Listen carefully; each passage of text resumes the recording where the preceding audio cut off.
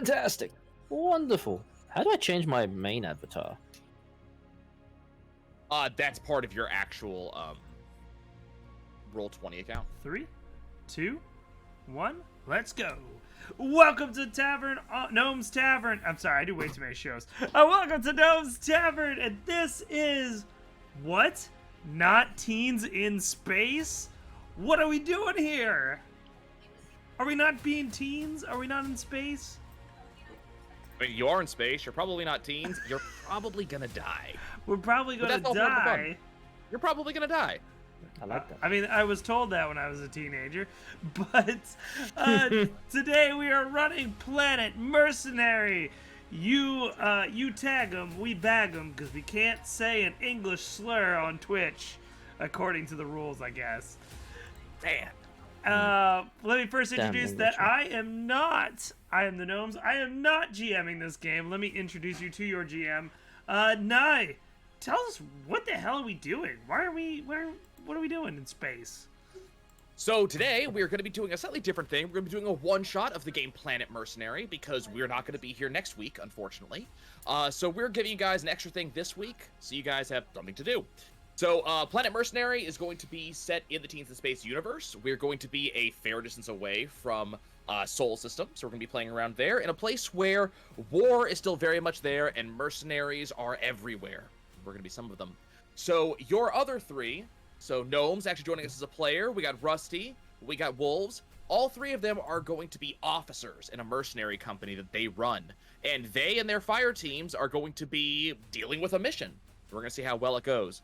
Death is likely to happen. Mayhem is very likely to happen. We can probably say it's guaranteed. And stupid is going to be the name of the game. Why don't you tell them the special scenario we picked out last week for all our viewers that were not here? So you're talking about the character creation? Is that what we're talking about? Yeah, that's what I'm talking about. So in character creation, now it has to be said, in a Planet Mercenary, your characters are not permanent. They are very likely to die. So we're mostly talking about the very start of the game here. But each of our players has decided for someone else what their character is going to act like. Probably best for me to let them describe them, though. So, I mean, Gnomes, who did you decide for, and what did you decide? Well, I decided for the Wolves, and if you've ever seen Pulp Fiction, the scene where Samuel Jackson goes, "And I will lay thee down." Bah! So, Wolf is about to do some exorcism for the holy god. I'll let him decide what god. For a holy god, purifying the galaxy, one bastard at a time. If you look at my character creation, you will see how I've gone with this. In the character sheet. He does, in fact, have Samuel L. Jackson as his face. Surprise, motherfucker. Some fries, motherfucker. So that is the character Wolf will be playing. Wolf, what is your character's name? Do you have that down already? Yes, my character is called Orlando Beetlejuice. And if you are a man of history and culture, you know there's at least 3 different puns in that name right there. Kind of disgusting, I'm not gonna lie. So, Gee, that's yes, all you had to Orlando say. Beetlejuice. Oh, no. That is my character's name. He has his favorite gun. It's the ANNA, which we won't go into what it stands for, but he just likes to call it Anna. Yeah, so we'll go into which gun that's gonna be. So, Fucking hate you. Wolves, since we picked on you first. So obviously you decided for Rusty. What is Rusty playing? My race? Sorry, No, what character is what is- Rusty playing? Yeah, Oh, what's no, but Rusty's Cloud, character archetype? Cloud just asked for the race. Sorry, I didn't say that. Tassunesian. Yeah. So Rusty is we're gonna get playing as. Rusty's character is basically going to be Larry from Of Mice and Men, where he is just going to be dumber than a bag of rocks, really wants to know about that rabbit. But at the end of the day, he's still a very strong individual. Somehow manages to get shit done. Solid.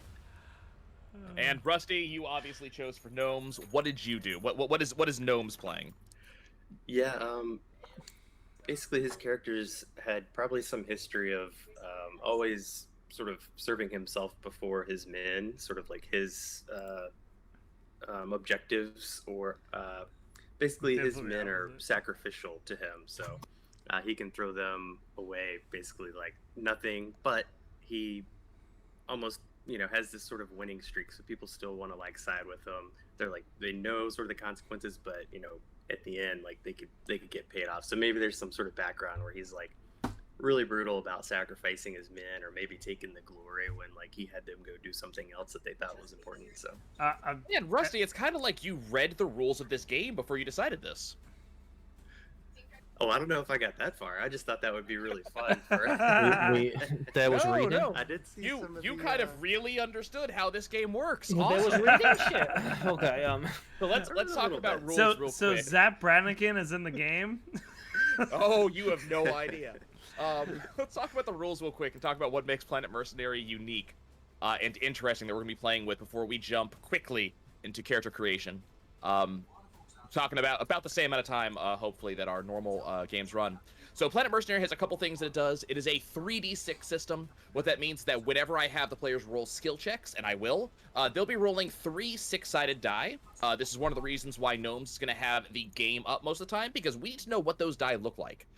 If one of you wants to go ahead and just roll any skill, doesn't matter who, so we can just show this output. It's going to be that little die icon. Thank you, Wolves. So you'll see on the screen that when we have the die up, there's going to be 3 different die. 2 of them are purple, 1 of them are gray. That gray die is known as the Mayhem die. If you happen to, let's say, succeed at your die roll, and the Mayhem die has a higher result than the other 2 die we pull from the Mayhem deck, which you guys will see on screen. I haven't pulled from it yet. And that Mayhem deck's going to do something stupid to the game. Some weird rule is going to change, something's going to happen, and we're going to be playing around it. So Oh, one hell part about yeah. the Mayhem deck is it's meant to help us build story. If you guys do well and play to the Mayhem card, I will give you roleplay points that you get to spend in order to either save your life, negate another card, something like that. Very much like how Teens in Space does it.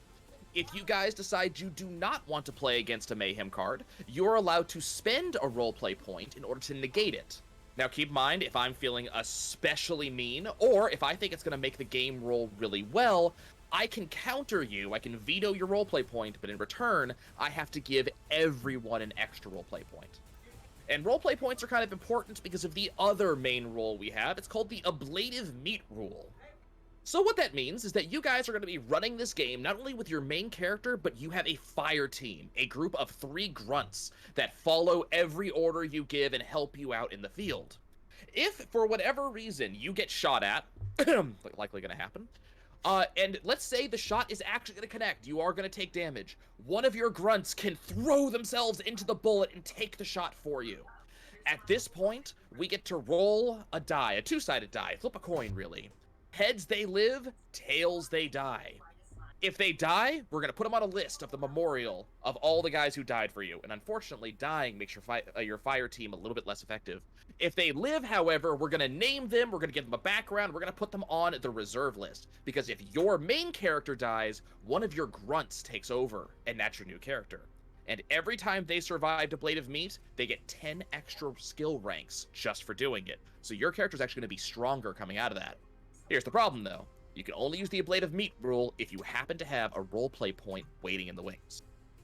Okay. So playing well and playing to the story gets you roleplay points, and using roleplay points allows you to either skip bullshit, or if you prefer, live through something stupid. It's gonna be fun. Quick question. Mm-hmm. So with the grunts, do they all have individual names as well that we have to make up? Potentially. Usually the way Ooh. the rule works is if they are just a standard grunt that you'll be starting with, you have 3 grunts, they are just the FNG. They are just the freaking new guy. They have no name because they're not important. But as soon as they survive a Blade of Meat, then we name them. They are a main character who's important. All right, sounds You'll good. name them if they survive. I already have my names. Mm-hmm. It's gonna be fun. I actually have a list in there for you guys under your handouts. We actually have a company roster and memorial roster that we'll be filling out as people live or die, so you will know exactly who's living at any given time. Where's So those are the main rules. We have a lot of the same Teens in Space stuff otherwise. Lots of fun die rolls, mostly story driven. And we need to make your guys' characters real quick. I've already named mine. So we got the names, that's good. Mine Do me a is- favor and What's that? good? Mine is Eric von Utenberger the Great. Fantastic. medieval herd. Rusty, do you happen to have a name in mind? For now, we're gonna go with Kepler. Fantastic. Maybe 16B. We'll see. Okay, so we got Kepler, we got Eric, and we have Orlando. Good choices. You will First thing I say need you that guys to do- you shall say the full name or none of the name. Okay, well, I'm gonna need you to save it so it's actually on my screen. So you're gonna have to, under bio and info, you have to put it there too. So Icena, Shaco, IOV, Azio, Yeah. and Beetlejuice. So under bio and info, if you go under that tab and click edit, then yeah. you'll actually be able Okay. to change that name, and then it will Same actually dude. show up, and I'll Okay. see it constantly. Yeah. Which one are you claiming, Gnome? You each only have one that you can actually edit. Uh-oh. Yeah. Oh, it didn't do it. Whoops. Yeah, each of you only has one of these you can actually edit. You're just able to see everybody else. Oh shit.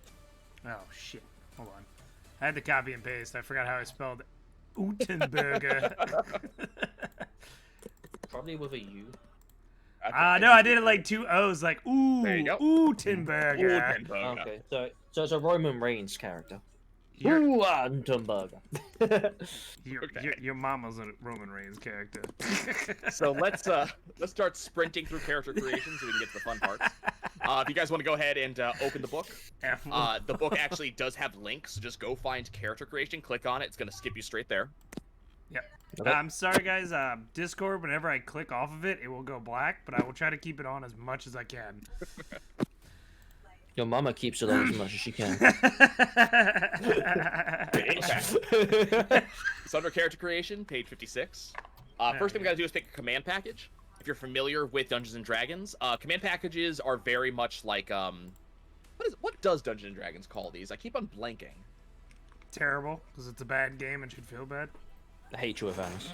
Yeah, I'm gonna have concerns with you. I Class. like D&D. Thank you. Is it class? No, Archetype. it's not class. It's the other one. Trait. Archetype. Trait. Trait. Race. Archetype. That's it. It's archetype. So your background is your command package is your archetype. I need someone to be the captain, which I'm assuming it's gonna be Eric. But who wants to be the captain? So it's not me. I am the chaplain. Okay. I'm captain. Are we all German? I feel like Orlando is. German. Orlando is very much not German. I don't know. I can only do like a French. Jusenhausen! I can only do a French accent, so he'll be. Alright, there you go. All right, I'm the cap. Look at me. I'm captain now. Why did I actually look? Okay, so Motherfucker. pick your command packages. Your command packages are going to come with stats. I need you to write those down to the right-hand side. Do not fill them out yet. You'll need them in a second. Can you help me out with it so I don't close out too many screens? Yeah, yeah, 1 second. Let me pull up a thing for you.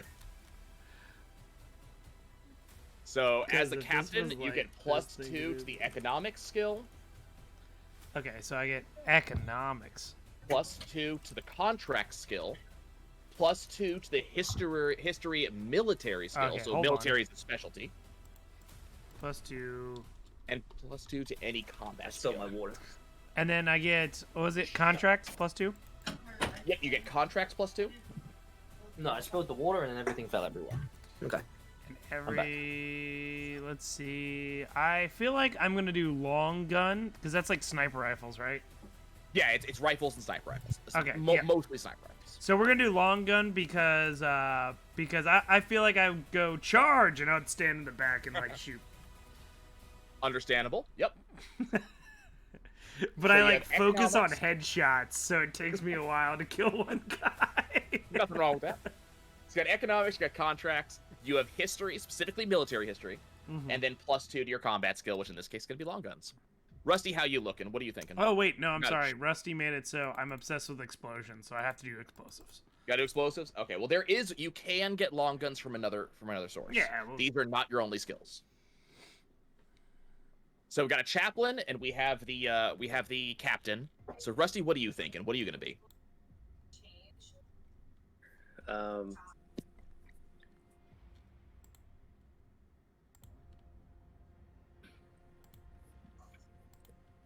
One sec. What just happened? Okay. I'm stuck in roll 20. That's happening.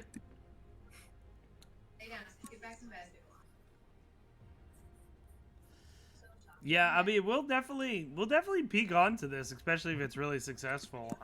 We are looking at doing a lot of other RPGs also, and so we might have a bunch of one shots of, you know, and we might even at one point there's just a couple guys that want to GM but only want to do one session. We might bring in a guest GM to kind of fuck with us. So yeah, we got a lot of things to do if y'all keep watching. I actually prefer doing these than just playing Magic all night. I think everyone prefers doing this than playing Magic. Yeah. And while Rusty's looking, I mean, one thing about Planet Mercenary, it's very much like Teens in Space in that it's meant to be a storyline sort of thing. And it's also meant to be connected one-shots. So your mercenary company does go from mission to mission, and it does grow, and it does get bigger. But it's very much meant to be more of like a bunch of one-shots in a campaign. So it lends itself very well to that. Okay, so I dropped my water while you was explaining the skills. We choose one from each section, right? A combat, a mental. We'll get there. That was what Gnomes' command package came from.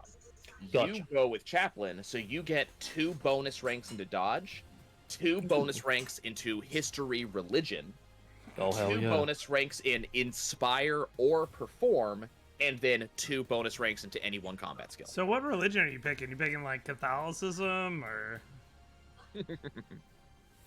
you're just Oh, like you don't Old wanna- Testament? We don't want to go down this road. Oh god. Put on the full armor of God so you can take your stand against the devil's schemes. You know what? Actually, that was my first ever role-playing character. Was in Pathfinder. He was essentially Judge Dredd with a greatsword because I didn't know that you could like God. wound people. So like my partner was getting attacked by a bunch of villagers, and so I just came in and I was just like, "Back away, citizen!" And I was like chopping people's heads off. And they were like, "That's not what paladins Wait, so I get do." 2 in dodge, 2 in history. Yep. To History Religion specifically. Yeah, Oh, tell well, I us your need to see- idea. I Well, if I you don't guys see enjoy it, religion. I just see history. No, it's history with the specialty of religion. Oh, okay. yeah, if you guys Whereas- enjoy it, put ideas in the Teens in Space category, and like I said, any NPCs will be added to the story. Am I And missing one? if it's a cool NPC, we'll let you play it. You also get 2 ranks in Inspire or Perform. Choose one. Where's that? Those social? are under either mental or social. I can't remember. Okay. I I got it. Yep, I see it. Got it? Social. Yep. And then you And- get +2 ranks into any one combat skill. I feel like pistols. Pistol's a good choice. It's like And yeah, something. guys, when we actually get started, I will be using the channel points on Gnomes' channel, so you are still able to benefit the party or hurt the party, among other things. Ivanus, I swear to God. You need Alright, to know. you guys- Only ever go in one direction. Yeah, you can definitely message him. Before anything, It's timed out. Oh no. Oh no! I didn't mean to do that. Actually, my bad. He's the worst moderator. No, I was trying to look at the previous messages and it wouldn't let me. Okay, Rusty, what'd you say? Oh, so I guess every time I'm in Roll20, Discord doesn't pick me up. See what it's but doing? Anyway, Oh crap! Okay. I am in. I think I'm gonna go Yeah. with the Quartermaster. Okay.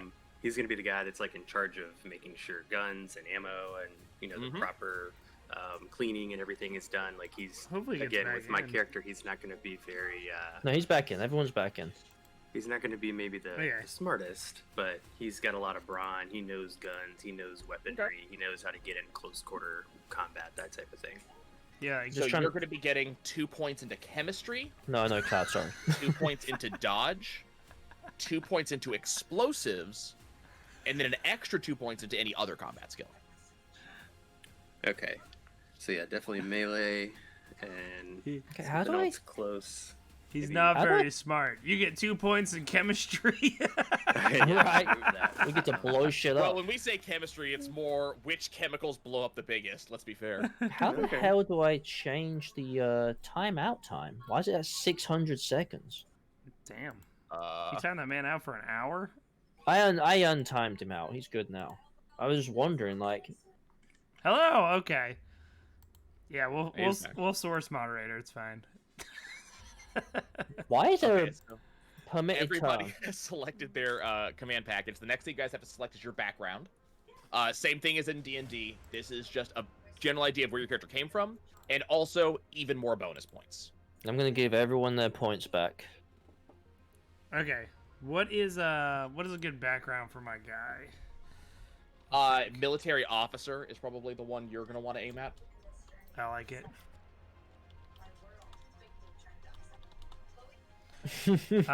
And what are my points for that one?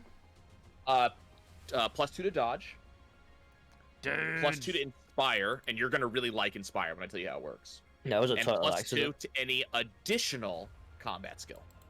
All right, that's what I'm gonna take. Long gun. Yep. Oh, that I works. have to do it. Oh, like by the way, that. Erich von Utenberg the Great.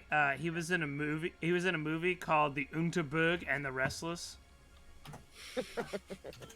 It got 30% critic scores on Rotten Tomato, but it got about 95 on audience score. So he's gonna count as a success. You know what? That works. We'll take it. Okay, Wolves. What is your background package? You got an idea? I am street criminal. Okay, going for street criminal. So you got your points from that. Huge streak. No. Okay, so your points are going to be +2 to deceive, an extra +2 to dodge, Okay, so I get +4 on dodge. total. Yep. Okay. Damn. And then +2 points to either explosives or melee. Oh, melee, we're gonna wrestle the motherfucker. Okay, and Rusty, how you feeling on background? So how did you become I a think I'm street gonna do criminal? infantry grunt, military infantry grunt. So that's going to give you +2 to dodge, +4 to any 1 combat skill, or +2 to any 2 combat skills. Yeah, that's where the melee is gonna come in. Yeah, get them points. All right, cool. Stop timing people out. You. So next we got to pick a Sophont type. So Sophont type is race. Humans are fine. They don't get any bonuses, unfortunately. The big thing is that when a human dies, so when the human character actually dies, they get to take one final action. It's not a full turn. A full turn is 2 actions. They get to take one final action. It cannot save their own life, but it can help their allies. So No. that's kind of a fun thing. You get to actually do that. They're dying words. They're dying words. You can take one final shot. You can throw a grenade. The one final thing you get to do. There is ow. you have the uplifted elephants, the Neophons, the uplifted Can you throw gorillas, me which a, are gorillas, well, never the mind, just have them. uplifted polar I was bears, the going for a Ursamari. PBR. So there's some options there. The perps are kind of like genetically upgraded humans. Thank you. And then the list kind of keeps going. There's a bunch of other options. Most of these other ones come with extra bonus points, but there are actually penalties as well. Dude, that's a Oh, hell You of guys a can arm. do yeah. whatever you like. I'm gonna do human because I kind of like the idea of if I go down, I'm gonna strap bombs to myself and explode, whether who's with me or not. You know what? I can dig it. I respect that. You're gonna be like, all right, your next character is all your grunts are dead. God, we have to call it 3 extra. You lost a turn. We'll get back to you. Wolves already told me he is playing the Tossanigan Oben. Yes. So they're kind of fun. That sounds like They are fun. an alien that looks a little bit like a crap. Koala. Koala bear. Thank you. They look a little bit like a koala. Their ears get bigger the more leadership they have, and they are 100% xenophobic. They want to kill everything. So- Sounds like a wolf So character. do you They are worship also- you worship the big koala in the sky? Right, exactly. Yes. They also tend to be they're xenophobic. They tend to be a little bit racist. They tend to be very sociopathic. So he gets +1 to any 4 skills of his choice. Ooh. However, Oh. he suffers a -1 penalty with any social check with anybody who is not an Oben. Well, he doesn't talk to anybody anyway, so. He just shoots Right. people. Just shoots people. So you'll have to come up with your koala god that you worship. What I'm Yeah, gonna do exactly. is I'm actually gonna show you what he looks like on my pictures here in just God, a here we second. go. Oh god. Please hold. Please hold. And where are you? Who looking, gave Rusty? you What looks freedom good to you? do stuff? Right. Okay. This is what my koala god looks like if you look at my character creation All picture. right, let's see. Yep, that's exactly right. Yep, that's exactly what I thought it would be. Oh my god. The stream. He said nope. Oh, I had to change tabs. Oh my gosh, look at this. My last action as a human to watch the Lord of the Rings trilogy director's cut. Did you hear that guy who watched like 800 hours of like Lord of the Rings? Yeah, he's dead now. That's a little bit much. He You died. hear about that guy who spent most of his time on Twitch streaming magic? Oh wait, so Right? Okay, so we got it. We got to get Rusty. So Rusty, what are you thinking? You are silent. You can't do roll it. 20's got your mic again. I don't know how we fixed that. I don't know. I said I don't allow. I just hit block on roll 20, so then it doesn't ever ask me again. I turned How about off now? audio in here. Now we got you. Yeah, I don't know how I'm gonna manage doing both because there's too much delay every time I try to switch can- over. Once we get created, I can just roll your dice for you. Okay. Yeah, I'm gonna go with the Rilla character. I think that's gonna be a lot of fun, and that'll sort of help with the brawn and sort of like Yeah. if he feels endangered, he's gonna run in and beat the shit out of something. So I'm So not one happy. thing about Rilla, so Rilla are genetically uplifted, actual gorillas, so they have been granted sapience and things like that. Rillas get +1 to athletics, +1 to endurance, +1 to perception, and you also get something called a specialty, which allows you to reroll die. You get a specialty in perception based on smell. However, you suffer a -2 penalty with any negotiation skill checks. that makes sense. There's That also a makes lot of special sense. rule. You have an extra bite attack, which will be you damage based on your athletic skill. So Alright, kind of cool stuff there. So do I have to put the +1 right now on my character creation for all 4, or do I just... Hold on to them. Just make a note that you have them because Oh. one of the next things we do is decide the remainder of your skills. Alright, cool. Bet. Okay. So now we've done a lot of skills. We're going to hold on to all those bonus points that you have right now. So just kind of make a note of them because we add them in afterwards. Fortune 4. So first and foremost, add 5 dodge ranks to your sheet. Ooh! Add 5. You start with 5 extra. Okay. Everybody 7. gets this, including brand new grunts. Now, no matter how many bonus ranks that you start with, no character can start with more than 9 ranks in any skill. You can get it higher as we play through the game and you get more skill points later on the line, but your starting character cannot have any more than 9. You do lose points if you happen to somehow get higher than 9 in actual character creation, but this is kind of important for the future. Okay. Okay, so now that we have actually started, you are a new character. You are not an AI. You're a brand new character. So you're going to start with 40 skill points that you're going to be able to use. So this is going to be on top of all those free skill points you just got for your character creation.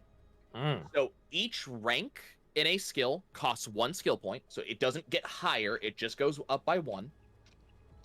The exception is specialties. So specialties are kind of neat.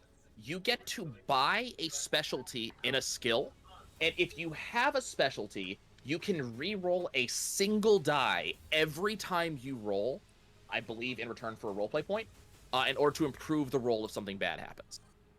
So if you specialize in, let's say, the next page down from here, page 66, gives you all of the skills and their specialties. So we have we have Gnomes over here with his long guns. Long guns have 3 specialties: beam weapons, non-lethal weapons, and projectile weapons. If you specialize in long gun projectile and you roll really badly, you get to re-roll 1 of your 3 die. Maybe you don't want a mayhem die that time. Maybe your just rolls really bad, you're trying to improve it. Specialty lets you do that. But every specialty you take costs 2 points. So we have 40. You have 40 total. And if I want to go from long gun 2 to 3, it costs 3 points, right? Nope, just costs 1. 14. Yeah, it goes like you have a lot of points to start with. Also, we were talking about a Blade of Meat rules. If a grunt survives a Blade of Meat and you use them to take over your character, the grunt starts with 40 points and 10 extra for every time they survive a Blade of Meat. So they get a lot of points really fast if they survive a lot. But remember, it's always a 50-50.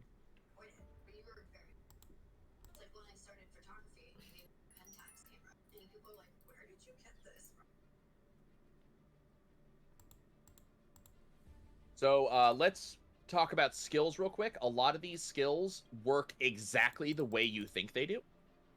So that's kind of the nice thing, is that a lot of these skills are extremely self-explanatory. Let's talk about the ones that aren't, because they're things that you're going to want. So the first one that is not self-explanatory is going to be Inspire. So you guys get 2 actions per turn, especially in combat. These are shared between yourself and your fire team. So you can take a move action and a shoot action, or 2 shoot actions, or order your fire team to move, or your fire team to move and shoot. For every rank in Inspire you have, your fire team will continue doing whatever you ordered them to do for an extra turn. So really good for you, Gnomes, because you get to tell your fire team to lay covering fire, and they will do it for a number of turns. Okay, hold on. 5, 9, Yeah, 16, 9, 18, 27, 20, 24, 37, 40. 31, Okay, I'm good. 35. So I have So 5 more dodge points to is going to be spend. your way to actually dodge things. So dodge factors directly into your defense. So your defense is your dodge skill plus 5. So if my rank in dodge is already 9, So your defense is 14. okay, so I still Alright, get the here's- plus 5 on it, even though I'm already ranked 9.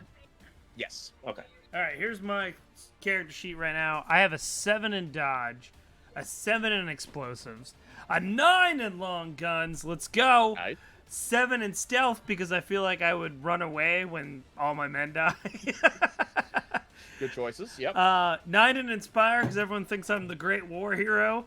5 in intimidate, 4 in negotiate, 6 in contracts, and then that's the rest. I am seeing a distinct lack of mental and social skills for you guys, so there will be some issues you guys are going to have in the I future. got tons of social But, skills. I said mental and social. You got some social skills, but nobody in your team knows how to use computers. Ah, fuck I'm a that, man. koala. Your research skills are bad, your medicine skills are really bad, so people are not going to do well in the field. Well, my character wouldn't care about medicine. I mean, I'm not saying it's a bad thing. I'm just saying, for the My- folks at home, we're going to have some issues. my dude My is history like, of religion is level 4, so at least I know how to bury people, so that works. Yeah, that's all we Right, need. exactly. My guy's like Carl Drago in Rocky 4. They die, they Yeah, die. right Yep. Okay. You are immortal. Like I said, not necessarily bad things. It just means that death is probably going to happen. So we will accept that as we go. Yeah, but I'm an Okay. intimidating koala. So we have our points. Rusty, are you all set on points? you picked a character, Rusty's he's gonna have a tough time. You picked a dumb character, he's gonna want to put them all in computers. Now, did you So, guys, right. buy specialties or did you skip specialties? I skipped So those are- specialties. Skip specialties. Okay. I don't know how to buy them. You can. So instead of buying a skill for 1 point, you spend Uh-huh. 2 points to buy a specialty. Okay, so what's the specialties for pistols, for example? So pistols, your 3 specialties are beam pistols, non-lethal pistols, and projectile pistols. Projectile is just a bullet. Yeah, it's bullets versus lasers. Okay, then in that case, I'm If I gonna remember correctly, bullets have to be reloaded, lasers don't. Okay, so I would want, what was it? A beam pistol? So yeah, potentially like beam pistol. So Okay, you so- would so subtract 2 ranks from anywhere, and then Okay. add in beam pistol. Okay. It costs more to get specialties after character creation, so it's good to get them now, and they do get you that dice rerolls. They're pretty useful that way. Okay, I just put that in there and took away 2 points on different places. Okay. I just want to check to make sure Rusty is good, and then we're almost done doing our character creation. We just have to actually do a couple choices on your company, and then we're starting. Yay! So we're gonna decide on your we're gonna decide a couple things. We got to look at some equipment real quick. We got to get your ship set up, which you guys are really gonna like. One of the things we have to do for that, and we have a couple of stats we're gonna pull out. All right. And don't forget that tonight's stream is brought to you by Go4Games. Check out Go4Games. I know a lot of you are not in the area. You can go and Go4Games. They will send you the gaming stuff you need. Why buy from a mega store like Amazon? Don't support the evil empire of Amazon. support the freedom fighters of Go for Games. And also, too, if you are in the New Orleans area, they did move to West Napoleon, and they are opening their 24-hour gameplay area. No longer will you get kicked out of a store for simply playing a game. You can play until the cows come home. Let's check out Go for Games. And now was our shameless plug. Okay, I'm done. Okay, it looks like Rusty's still finishing. I got some specialties in there. I took away some points. It changed some things, but it works. That's fine. Specialties are useful. You're gonna like using them. You're gonna have a lot of choice. I especially like my intimidate social skill, with my specialty being torture. Yeah, that's the good. Inquisition. What Things a might happen. show, the Inquisition. Can you not hear me? all your money. Yeah, I can hear you now. Are you There all set with you character go. creation, or are you still working on it? I've got it written down. I may have to flip over, take a quick break. I'll upload. I'll put everything into Roll20, and then I'll let you roll it for me when I'm in Discord. So Sounds good. Got a couple last things to do here then. So health. So our human, your health is 8 plus your endurance score. Oh, shit, I didn't put Our anything on there. Obin, your health is 6 plus your endurance score. And our Rilla, your health is 8 plus your endurance score. yeah. Wait, what was mine? The Obin, yours is 6 plus endurance. So it's plus 5, so 11. 11 out of 11. Yep, 11 out of 11 right now. Okay, so that just stays there. I don't put that by the reduction. Yeah, you haven't lost health. You're at max health right now. So 11 of 11, reduction, defense, dodge. Okay. Your defense, like I said, is going to be your dodge score plus 5. Now, this includes all of your modifiers. Okay. So this may get modified by equipment that you choose. Okay. And you're going to have a little radio button for roleplay points. Your roleplay points are going to start at 3. Is that what the rip is underneath Planet Mercenary? Yep, that's right. Cool. Okay. Okay. So you guys have your names, I'm assuming, or we already assuming you guys have your names. You have your motivations. Be aware of what your character's background is, how they act, things like that, all the normal stuff. Mhm. And now we're gonna move to creating your mercenary company and your blah. We're gonna do your mercenary company, your fire teams, and your ship, and we're starting. So we'll be done in about 15 minutes or less. So Okay. we're gonna move pretty quick down here. What's reduction, Okay. real quick? Sorry. Penalties. Okay, cool. So, Never mind. some races have penalties, certain stats. Okay, cool. Okay, so your mercenary companies. Your mercenary company has 4 statistics that we actually care about. Number 1 is your AI rating. I am your ship's AI. So we're going to be playing around with that in just a minute. So your AI rating decides how intelligent your ship is, and also decides stuff that your ship can do. So be aware of that. Resources is your big money. So this is how much money, how much capital your ship has. Resources are spent to buy big damn shit. You also have supplies. Supplies are used to buy the smaller stuff, like equipment, just drinks, things like that. 1 resource can be converted to 5 supplies. So Oh, wow. generally, at the end of any given mission, you're going to get resources, and you may spend them however you like. You also have reputation. Your reputation just tells you how good you are in the game. Not how good you are at your job, how people know you. This will decide how contracts work, what your bonuses might be. Might even decide how well people want to work with you. And your reputation can go up or down at the end of any given mission. So we're going to actually have to do stuff like that. Okay. So the first thing I want you guys to do is I want you to think of a very small personality trait. Each of you gets 1. I want you to whisper it to me, either in Discord or through Roll20. We're going to have 3 personality traits I'm going to apply to your AI. So this is the AI, not us. Me. I am your AI. So I will be playing your ship's AI, which is not going to be a huge thing. But I will be interacting with you guys, and your AI is actually the one in charge of the actual combat. But you guys kind of roll for your combat. Your AI is the one that actually does it.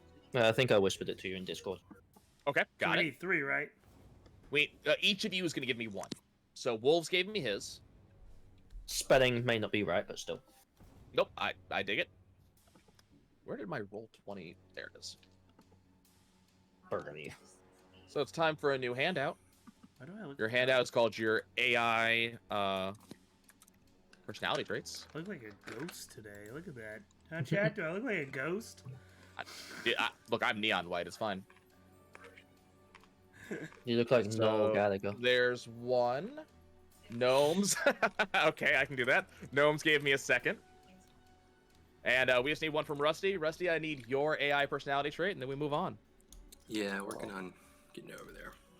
Yeah, it's just any one small personality trait you like. I'm also going to let you know ahead of time that my character will be quoting psalms and verses as per Gnome's request. Yep. In the way of Stone Cold Steve Austin. What? Why are you Stone Cold? Why are you Stone Koala Austin? Stone Cold Austin. I thought You you'd just talk say about- motherfucker a bunch. You talk about your John 3:16. Well, Kawada 3:16 says I just shot your ass. What? So we're also going to have Oh, our AI's name is going to be based on the name of your ship, typically. So when we name your ship, that's going to decide what I choose as the nickname for your AI. Like I said, your company resources, you're going to turn into equipment. We'll talk about that in a second when I tell you how many you have. Your reputation will actually decide some modifiers to how you get contracts, among other things. So, like, a reputation of 4 is default. So that's a 0 modifier. That's unproven. A reputation of 7, you're discreet and efficient, so you get a +3 modifier when making certain roles. A reputation of 1, you're a treacherous conclave of scum and villainy. That gets you a -3 modifier. Oh. Okay, I can dig that. Okay. Did any of us pick the same? Yeah, there is galactic standard, so that's what all of you guys are going to speak. No, I'm You saying may it's- speak- I'm saying did any of us pick the same for the ship? Oh, AI? nope, not at all. Okay. I guarantee we didn't. I feel like Rusty actually picked like a good one that will be helpful, and Yep. And then Wolf there's and I me. picked Nope, terrible not at all. ones. So, the three things that we have. So we have that your AI is cold-hearted, your AI is sarcastic, and there is always a furry animal of some sort near your AI's avatar. So it's us. It's basically me. I don't know how it's going to be. Your AI's visual avatar will have some sort of furry animal always running near it. Who made their ship a this is fun. furry? So this is going to be fun. Okay, so let's start about actually getting you guys going. So we're going to be running with the default stats for you guys. So number 1, your AI is going to be an AI rating of 3. Your AI rating also decides it's like how much you have to pay for your AI or to upgrade your AI or stuff like that. This also decides the best possible ship you can run because your AI only has so much they can do. There's a lot of things that your AI decides. But you guys are going to be starting with an AI rating of 3. Your company resources, you will have 9 to start with. These are going to, I think this gets used to buy your ship. I have to double check. You may get your ship for free. If not, we'll be spending those resources to get you guys your supplies to buy your equipment. And then lastly, your reputation is going to be a 4. So your reputation is going to be, default. You will get that +0. Not going to matter that much in this case, but, we're going to be kind of rolling with that. Okay. So now that we've done that, let's talk about the rest of the stuff that we have to do.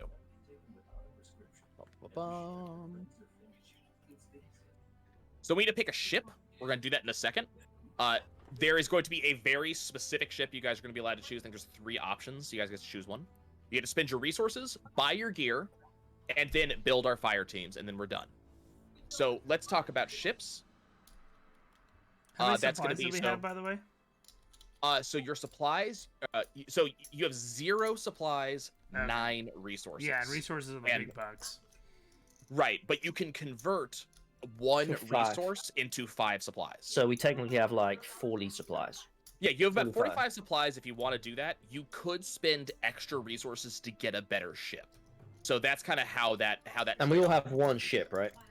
Yeah, it's one ship for the company. And it's not Oh. like a small ship necessarily the way it is for like Teens in Space. You guys have like an actual mercenary ship. So you're going to have like 100 maybe 200 grunts on it. All right, chat. What should Eric von Utenberg, the great ship, be called? Okay, so important things. So you guys are going to go to page 121 in the book. Oh, Jesus. That's where your vessels are gonna be, and I'm gonna tell you the 4 that you're allowed to choose from. Page 121. Yeah, I think it's like 123 in the actual I'm here. the actual thing. Galactus Glade Class. Yeah. Oh, there's a bunch. So the Holy shit. 4 Okay. that you're allowed to choose from. You're allowed to choose from the Doblitz Foundry Harmadillo, which is apparently a little bit small.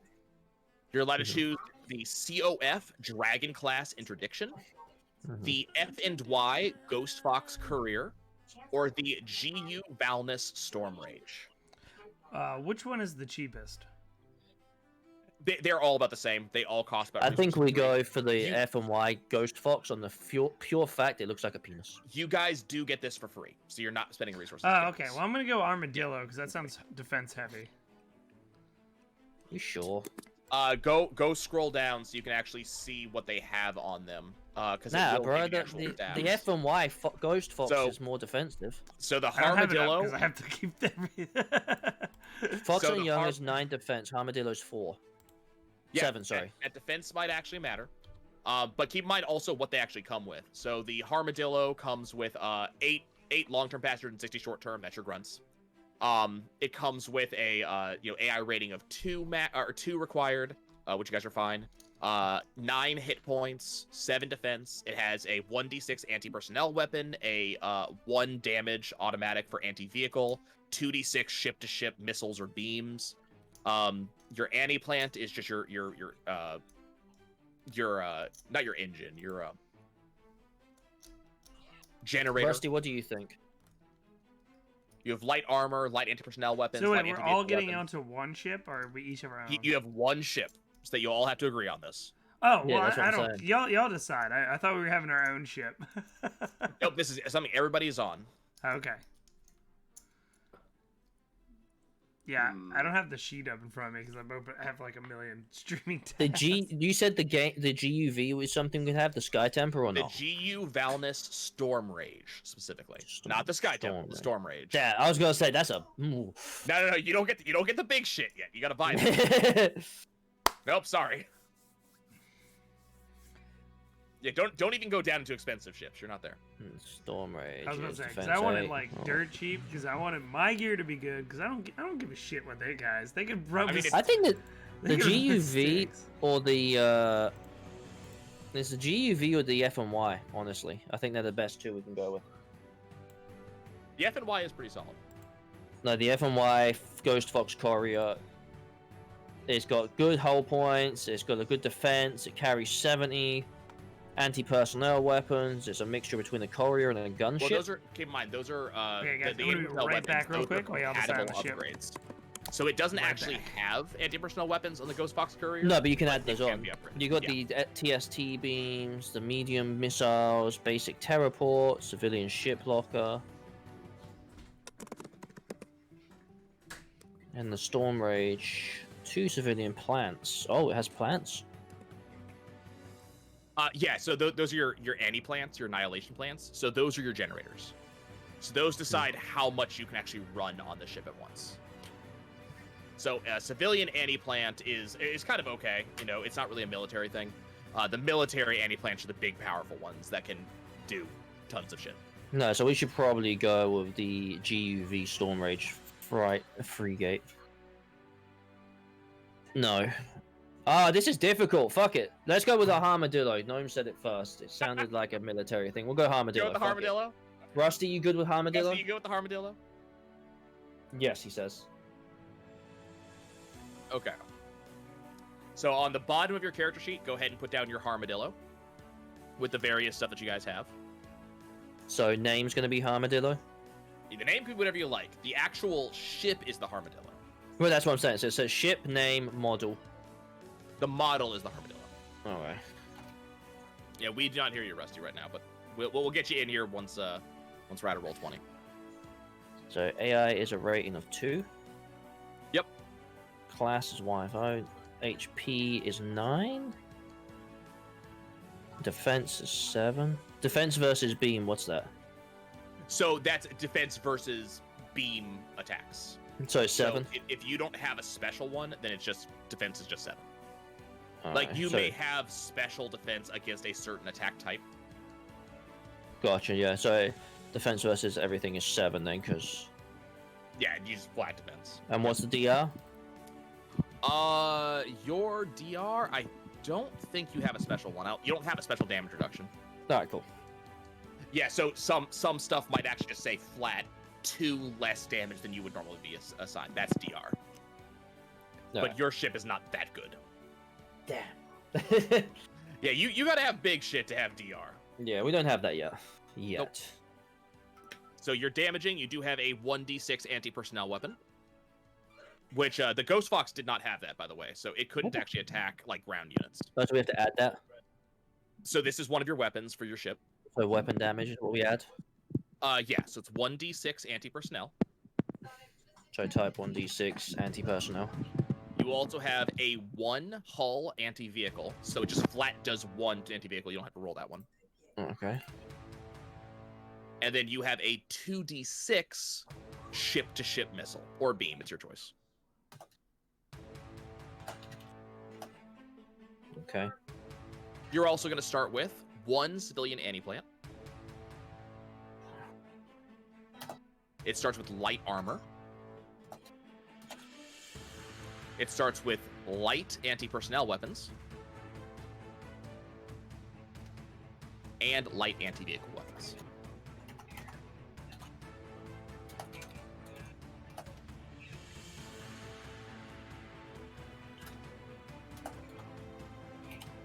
Okay.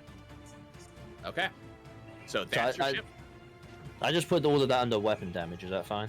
Just so I can keep Yeah, track it's of just it. something you can keep track of. Yep. Okay. So we need to give your ship a name, and then we need to spend your resources. Well, since Gnomes is the captain, I guess he should think of a name. Or, you know what? Chat, what's the name? Oh, this is not going to end well. Now, keep in mind, whatever name you guys decide, I'm going to be using that to nickname your AI. That's fine. Chat, choose a name for the ship. Whoever gets the name out first, that's what we're calling the ship. Alright, what's the ship name? We're waiting for chat to decide. We're figuring that now. Apparently, chat's going to decide that for you guys. So you guys apparently are taking the Armadillo. Armadillo. I like the Armadillo. I want to bring harm. Well, it is happening. USS Okay. Yamato. USS You are the Yamato. USS Yamato. The Ferry of the Dead. And it's really hard to get the nickname off of Yamato, so your AI is just going to be Yamato. Your mama. Keep in mind, your AI controls your oxygen and your gravity, so I probably would call it that. I mean, that's what it could be called, though. USS Yo Mama, because we're gonna fuck them up. We're gonna be calling Yo Mama. How many times do you fuck your mama, there, Wolf? Usually 2 or 3 times, depending on however she feels. How many times you fuck She goes her up? by the name Doobie. Okay, so we're just about done. So we need to spend your resources on your gear. Now they do recommend only turning 7 resources into supplies. You can turn all 9 if you so choose, but doing so means you're not going to be able to do any major upgrades or anything later in the line. So kind of keep that in mind. Okay. How much resources do you want to convert?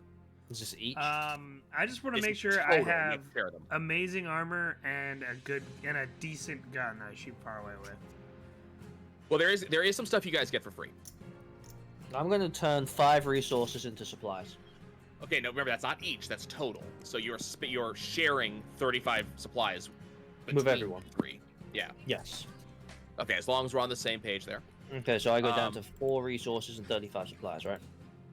2 resources. You started with 9. So And if you I'm convert using 7, 5. you have 2 left. Oh, you're using 5. Yeah. Okay, well 5 is 25 supplies. 25. Okay. Okay, So we'll look 25 at that. between 3 of us. So that's like 10 each.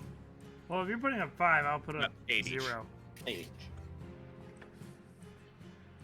Well, remember, this is shared. This is not individual. So as a company, you have 9 resources. Yeah, you don't have that much money. I'm sorry, you guys are starting off. But I thought Utenberg and the Restless was a successful film. He is. That's where he got the money to buy his shit. There This was is even successful McDonald's toys. This is successful for starting brand new. Okay, so we're gonna say that right now you guys have 4 remaining resources. You have 25 supplies Definitely keep that between in the mind. 3 of you. You guys are gonna get armor is on page 137. Weapons are on page 140. General shit is on page 144. There's vehicles on page 147. I wouldn't recommend getting one. Shit. So there are some Okay. things you can choose. It should be pretty quick. You I have a guys do problem. start with. Problem. It won't load the PDF page. Hang on. You have to reload it. All right, there we go. Yep, we're good. Okay.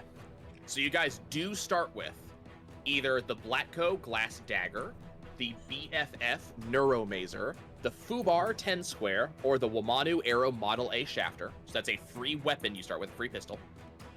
You get to choose which one you like. You guys Is that also, each of you gets one of those. Yeah. Okay, where's the weapons? Why can't I Weapons see that? page 140. I just scroll right past it. It's possible. Should be 142 in the PDF. Oh, it's the beam pistol non-lethal project. Okay. How do Yeah, we go so to you have some choices there. You guys also each will have a Molly Poly knife. So you will have a melee weapon. How do you get Okay, that- pages on? And where do we put this? Do we put this in our weapons? This is in your personal weapons. Okay, so I'm gonna get the glass dagger. So remember, you need to share with each other. So just keep that in mind. Things to know about reading that weapons list is that damage is how much damage it actually inflicts upon getting a hit. Your actual 2-hit is your skill roll. Okay. There is potentially ammunition type. That will tell you what type of ammunition it uses. Laser. Reload, how many shots it gets before you have to reload. Okay, so with the glass dagger, I get that for free, right? Yes, you get the glass dagger for free. Okay. Wait, you said 138? 139 is the start of weapons. Alright. So reload is kind of special. Reload, when you roll your die, if your die lands on this number, you are forced to reload. Or if a mayhem card forces you. Alright, what's up? Ammo is That laser. Rips will tell you how many hands you must have to wield the weapon. Could be important. Okay. I'm gonna Light- get a beam long gun. Okay, keep in mind those tend to be a little expensive. Okay, so I get dagger pistol, and what else do I get for free? Oh, that one, yeah. You get the Molly Poly dagger and you get the pistol. That's all you get for free. Where's the Molly Poly? Ooh, It's I'm gonna be under sorry. melee. It's BFF Molly Poly knife, 1d6 damage. Projectile. Okay, there we go. Yeah. What does PEA mean? So PEA is a special ammo type. Let me get the description of that because there's actually special rules for PEA ammo. So could I get the spear because it's cost 0? You could get a spear since it costs 0. Yeah. Alright, I'm getting spear. Okay. Well, I'll Call just me get Roman. the Strolga GG 1000. It's 3d6 damage. And if I get special ammunition for it, I can add +2 to that. And then it only costs 6 points. So you can do. So you're doing the Stroll GG. So keep in mind, so it's variable ammunition. And also keep in mind that it does run off the sniper ammo rules. You'll see what that means in a second. Yeah, But I that didn't want to is use gonna the have reload single requirements. use. Yeah, there's I forget. I'm trying to remember which page P ammo is described on, but there is a special rule set for P ammo. I want to say it's special ammo, therefore you have to pay for it. Like it's not considered to automatically be involved. Let's see. So I only have one option of a laser pistol, basically. Yeah, there's not a ton of stuff in the base game. We kind of make up stuff later on if we want to add new stuff. Oh, There's wait, an that's fine. entire thing later on about how to make your own guns. I mean, I've got a laser and a spear. I would recommend looking into armor. I'm looking at the, Yeah, I just need my big ass gun. You and know, my armor. remember, you guys talked about 25 yeah, supplies how many that points have did you use, Gnome? 6? 6, yeah. So we have 19 left. I'm gonna use 5 for the Kobold Design and Protection medium armor. So that's gonna give me a +3. And a reduction of 3.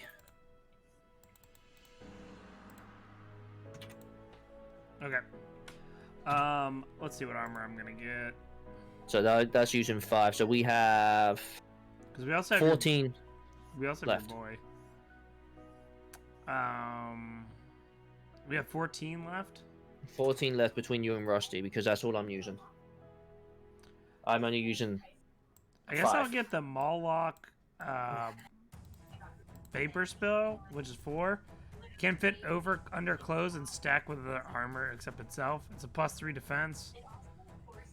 So that way he'll have 11 to do what he wants to do. Yeah, so Rusty, you have 11 for a weapon and armor, or weapons, or whatever it is you want. Keep in mind, you guys also have general material to consider. So that's going to be things like communications, or, personal communication systems, handcuffs, maintenance robots, things like that. That all of that starts on page 144. So I would save a little bit so you guys can make a couple decisions there, because some of that stuff is useful.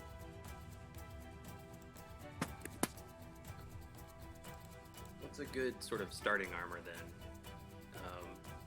Let's see. So starting armor.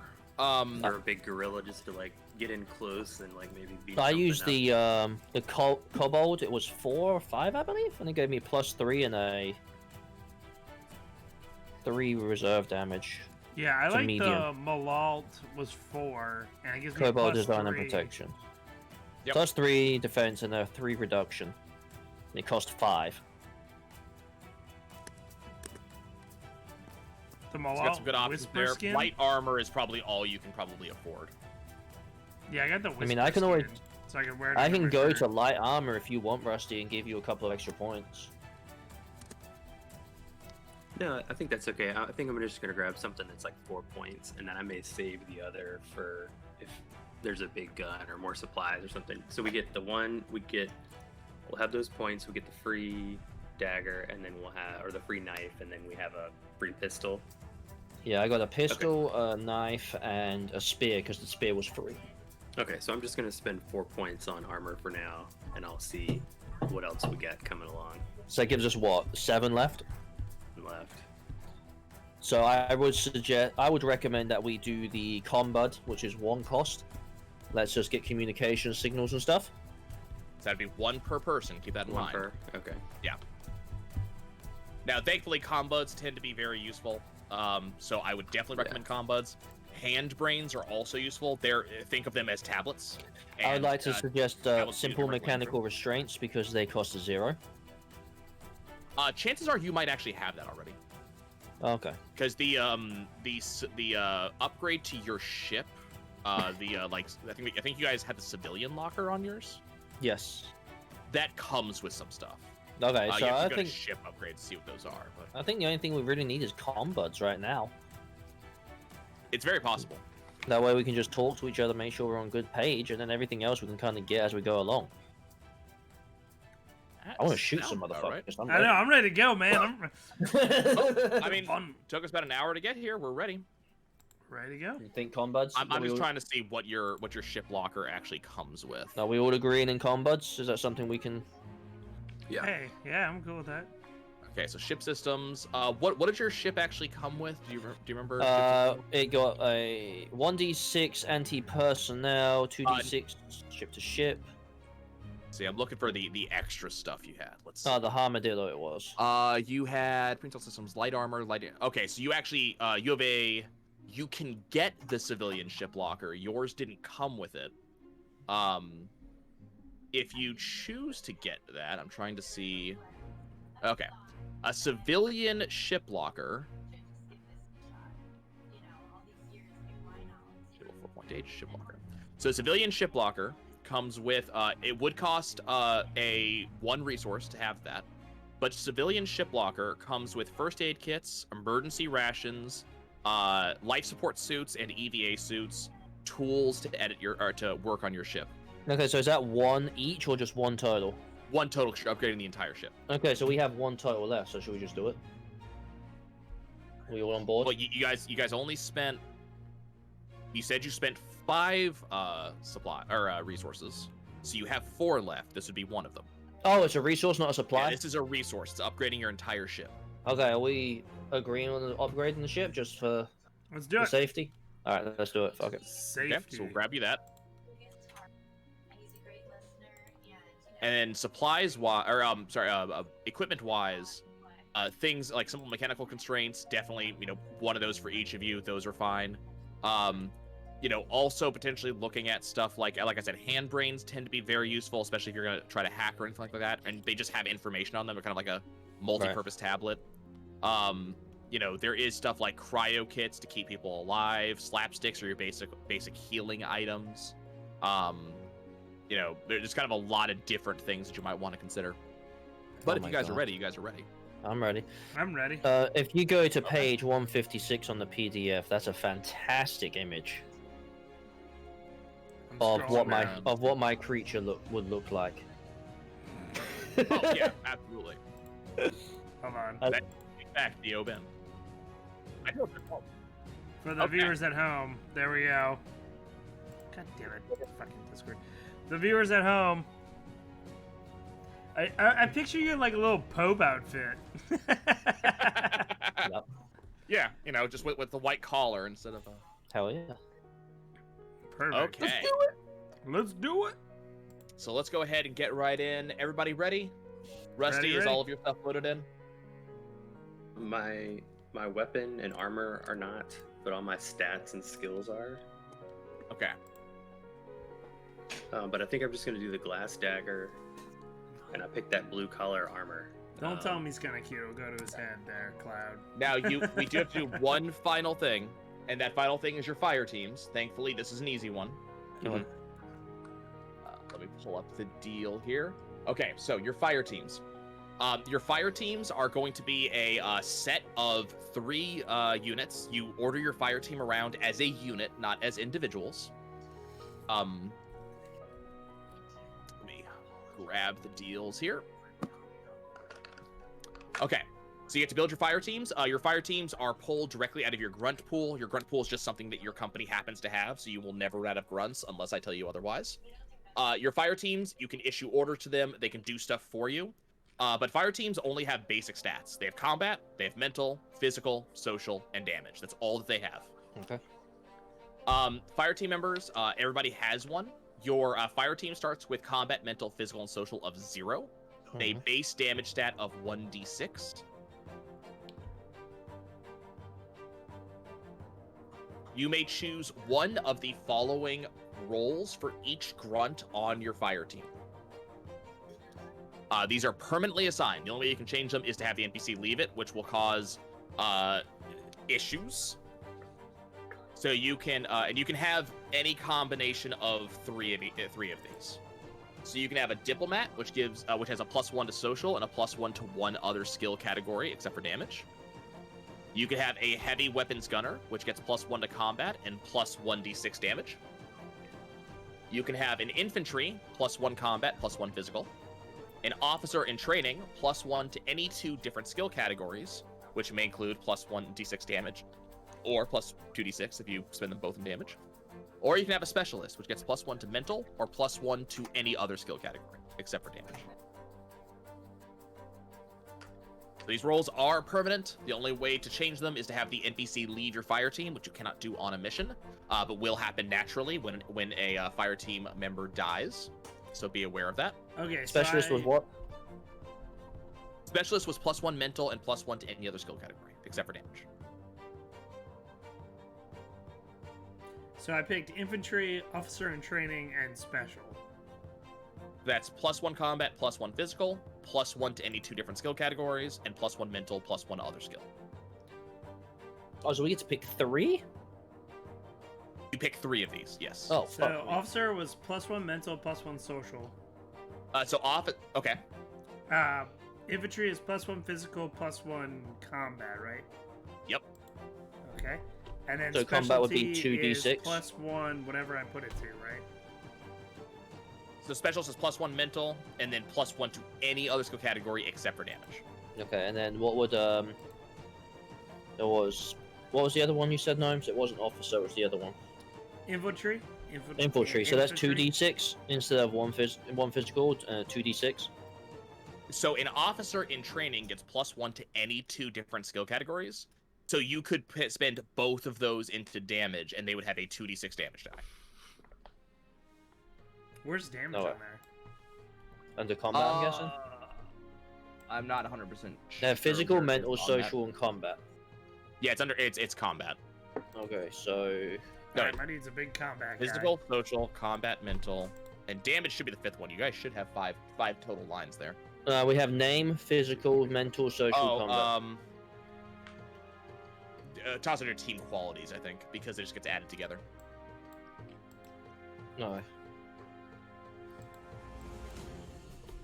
What page I'm is just gonna the put fire damage team stuff too. on?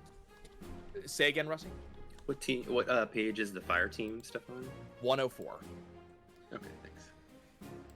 Alright. So this is your fire team.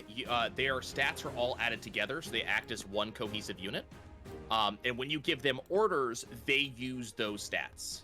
So the thing that happens, though, is that if a fire team member dies, the one that comes back is considered a probie unit. They don't have any of these stats.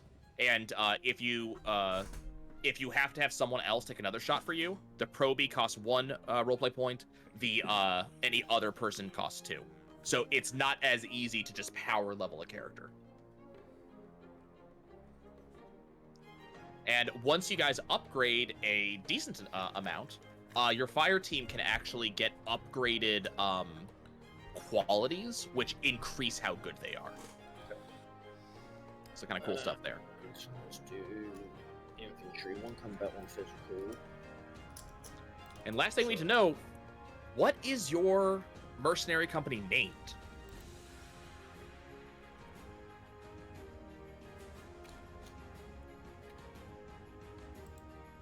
Kind of an important question there. Is it everybody or is it individual? Everybody, this is your entire mercenary company that you all work it's for. Eric von Unterberg the Great and the crew. And the crew. Oh, fuck you. I can't wait for Eric to get shot within the first fight. Right, Eric dies first mission, first combat, and you guys are stuck with this name. So I vote that one. I'm fine. I'm fine. If it gets us into shooting people, I'm fine with it. Let's go. Is that the plan? Eric von Utenberg, the Great, and the crew? Yes, the great and the crew. The mediocre crew. Right. Okay. I would figure that somebody sponsored my movie, and that's why they gave us a ship. And you guys are like renting apartments out of the ship. So here's your ship. Okay. If everybody's ready, we'll begin. So, Let's do it. we are out on kind of the edge of human known space. Humans have gone to a certain distance in the galaxy so far. Unfortunately, a lot of the human exploration so far has been a little bit limited because of the Great War that has gone on. So we're only just starting to move still. And, ships are a little bit rare in human space. Not so much out further, but ships are a little bit rare in human space. So you guys haven't really gone very far. And at this very edge of this human bubble, this is where the mercenary crews tend to happen. The war never really stopped out here. It is very much just kind of a simmering, bubbling thing. Occasionally, different groups will still fight each other. Doesn't really ever affect Sol System, but we still have the trouble out here.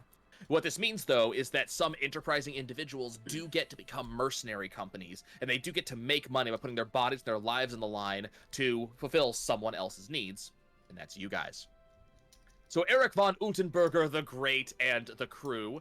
As a mercenary unit, you guys have just come off your latest mission. It wasn't a particularly big one. You did some fighting, some things happened, some congratulatory things happened, and now it's time for you guys to move on to your next mission.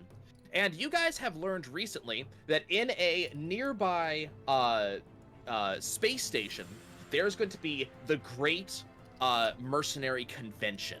This is a kind of a, think very much like a Comic-Con or a PAX East or something like that, but it's specific for mercenaries. So we're going to be seeing off the newest guns. We're going to be seeing some of the, people spreading tales, things they've done. And most importantly, you guys have been hearing that one of the greatest mercenary leaders ever to be known, very specifically, Drake Pranger, just a big dude, huge mercenary company. He is successful. He's a legend.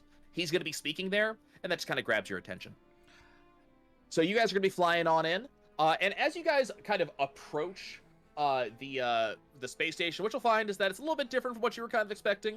It's a little bit of the Pepsi station kind of feel. It's a little bit broken down, little bit dilapidated. Unfortunately, mercenaries, they like to live, but they don't like to have really well-kept surroundings, apparently. So this is where you're going to be flying in. I will tell crew that we are going to see second most famous mercenary. Of course, second to Eric von Untenberg the Great.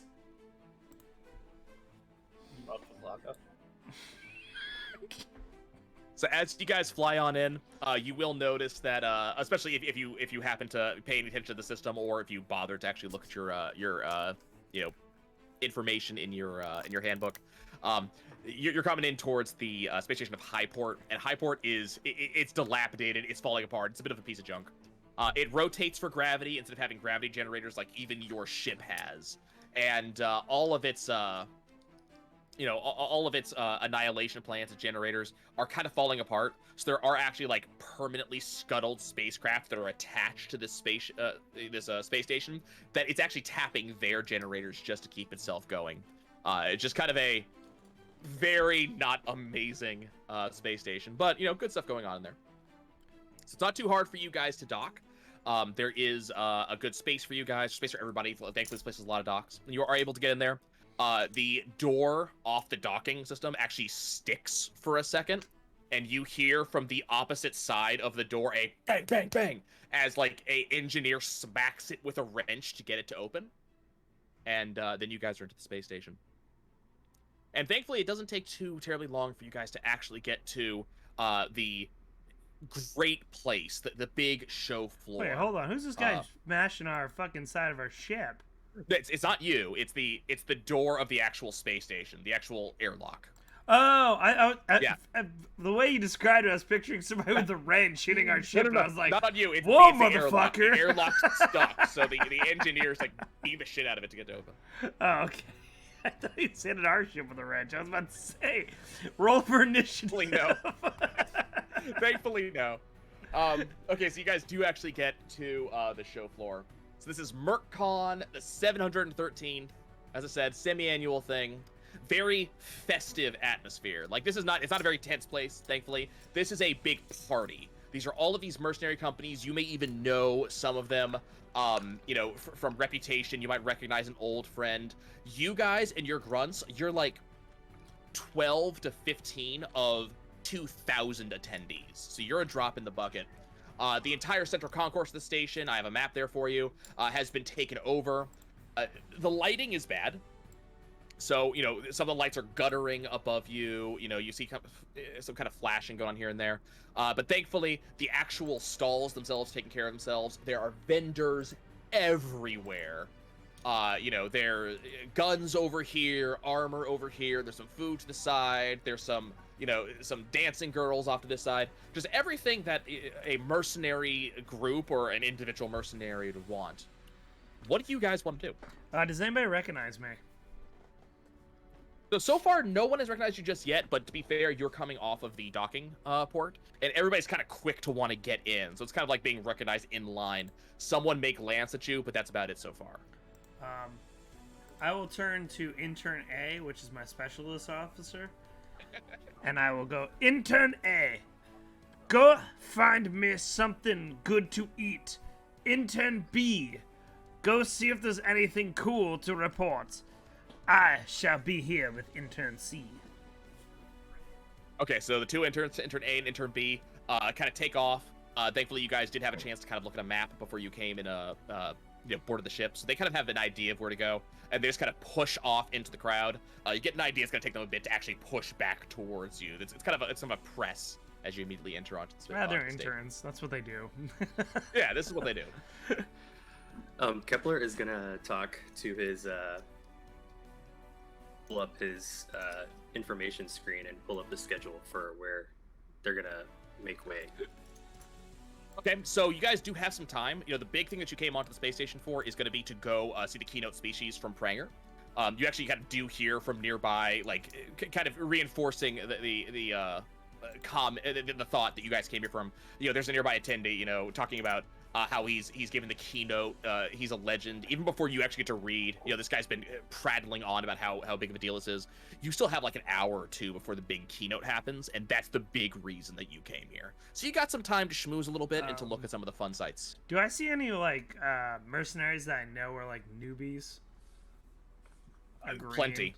Okay. So as you're looking around, there are going to be officers. You can really denote them. Most officers, most mercenary companies have, epaulets and stuff like that. They have little markings to tell you who's the officer. But every officer, kind of like yourself, is followed around by a couple of fire teams. Some of them are going to be guys that actually know what they're doing, kind of like your team. Your team has a good idea of what they're going to do today. But there's definitely going to be the green guys. There's definitely the new mercenary companies strolling around that look a little bit scared. They have their hands on their weapons, and they're kind of, I'm gonna go up to like somebody one of who those. looks like amazed at everything and scared, and I'm gonna go up to that group.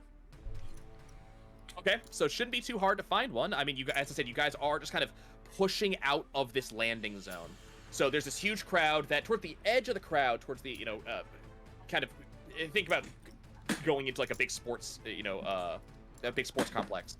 So everybody's just kind of pushing through the same entry area. There's going to be a blob around the entry area, and then it slowly disseminates out as people figure out what they're going to do. Does So the as blob you're kind of suddenly, did the blob suddenly change shape by chance? not that type of blob. Well, No, in that you case, see some of those. Talk about those in a second. Beetlejuice is gonna go get a drink. What? Some tequila. What? Some vodka. A Bloody Mary. Some beer. Not too A hard for you to find it. margarita. Nearby, there's definitely a concession stand. So Beetlejuice Some goes off to that, beer. and we got Eric von Utenberger the Great looks around, and he finds like this very small company. It's really only like 2 officers and a couple of guys behind them. The guys behind them are looking around wildly at everything and, Oh, yeah, that's and the kind guys of I want. talking. Um, So yeah, definitely easy for you to find them. I go up to them and I do they have name tags? So the actual officers do. So you have basically just these guys are kind of as generic as they get. They're kind of brand new. They don't even have like nicknames. So you got this name here. no, not even that. So you have one guy, one of the officers has Smith on his name tag right over his breast pocket, and you got this other guy over here, arming. And those are just the 2 officers. The grunts don't even have them yet because they're in these very generic, I just got my first set of military clothes outfits.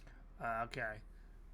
Okay, so It's- OJ, Beetlejuice is gonna have his drink. He's gonna come back over to Eric von Utenberger, the mediocre, and he's gonna just come up to him when he's scared with these scared group of people and be like, "What's your name, kid? Smith, Johnson, Steve, Williams." So as you're saying this, Smith actually, like, his head turns around and goes, wait, who knows me? And then God damn it, he John. kind of look at you, kind of confused. I kind of go, Smith, how did you get here to this conference?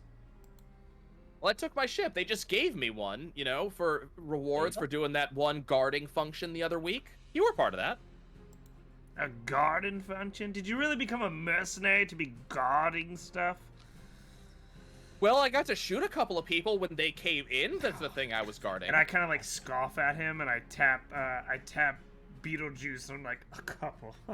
like, I'm gonna look at Eric and I'm gonna be like, I thought he said gardening, like some plants, some roses, some pansies, some daisies, some Hey, lilac. we're not pansies. We killed a bunch of people that were coming in trying to do bad things to the princess. Don't talk about us that way. Princess, what are you, Mr. Mario? All right, can we talk about something real quick? I'm gonna give you an opportunity. You can join, and you may know my name. I am Eric von Utenberger the Great. You can You have join to the check crew. his own name. And instead of doing gardening work, guarding work, whatever work that you say, you can be a part of my crew, and you might have a role in Utenberg and the Restless 2. It's in development. So in Gutenberg your People Incorporated. earbud, you hear you hear Yamato speaking. Captain, you might recall that we talked about this. You don't have any more space on your ship. We're chock full. You got all the conscripts you need. What are you doing? I kind of go, 1 second. We still have room in the exhaust bay. No, we filled the exhaust bay with the weapons that you didn't want to leave behind that didn't work. Now, do If we you'd all like, hear I this? could kill everybody in the dormitories, which would give you space. I just Do have we- to turn Do off we the air hear all conditioning. this in the earbuds, or is it just? Oh yeah, all three of you hear this. Okay, so Yeah, at this Kepler time, pops in. He says, So I mean, don't my move the interns are weapons. out. So who's in the dormitory? Yeah, just So go you for guys have you have your grunts. So there's the ones that are with you. You have another probably 40 to 60 grunts on the ship still. The Okay. rest of your So of the your grunts unit. that we have with us, if they die, they just get replaced, right? Yeah, it Okay, depends so- on how easily you can get back to your ship. If you're within Okay. easy inside your ship, you can get someone out. So in if that you're a case, if we all distance, you may hit- not. If we all hear this, I want to turn to intern C and shoot intern C in the head. Okay. Wait, you're shooting my Right. intern? Yeah, he said we ran out of room, so I want to shoot him, kill him, and be like, "We made some room." I thought you were on the floor. I was like, what are you doing? We're on the floor. Why are you you shooting? are things? actually on the mercenary floor with about 1,000 people around you. Are you That just are gonna, ready you're gonna to- pull your weapon and shoot They one of your can own men? kill. Why are you shooting intern C? I mean, I don't give a shit, but why are you shooting? We ran out of room. We needed room for an extra person. Well, hold on. When you start to reach for your guys, say, hold on. Let's see who can win between intern C and Smith. So Smith, Alright. especially as this is going on, he sees Orlando reach for his gun and half pull it out, kind of commenting about, you know, we're gonna make room, and then you're talking about like a trial to the death. So Smith goes, I'm not sure. I have my own ship. I don't think I need to join yours. We can just join you on some sort of action in the future. And he and his group are kind of slowly backing away from you. You see what you did, Eric? I like. Kepler walks in and he hears about the challenge and he's already I go. he's got this giant I'm- sledgehammer. I turn Go to ahead. intern C, and I go, "See, I defended you," and I said I kind of walk towards the middle of the group.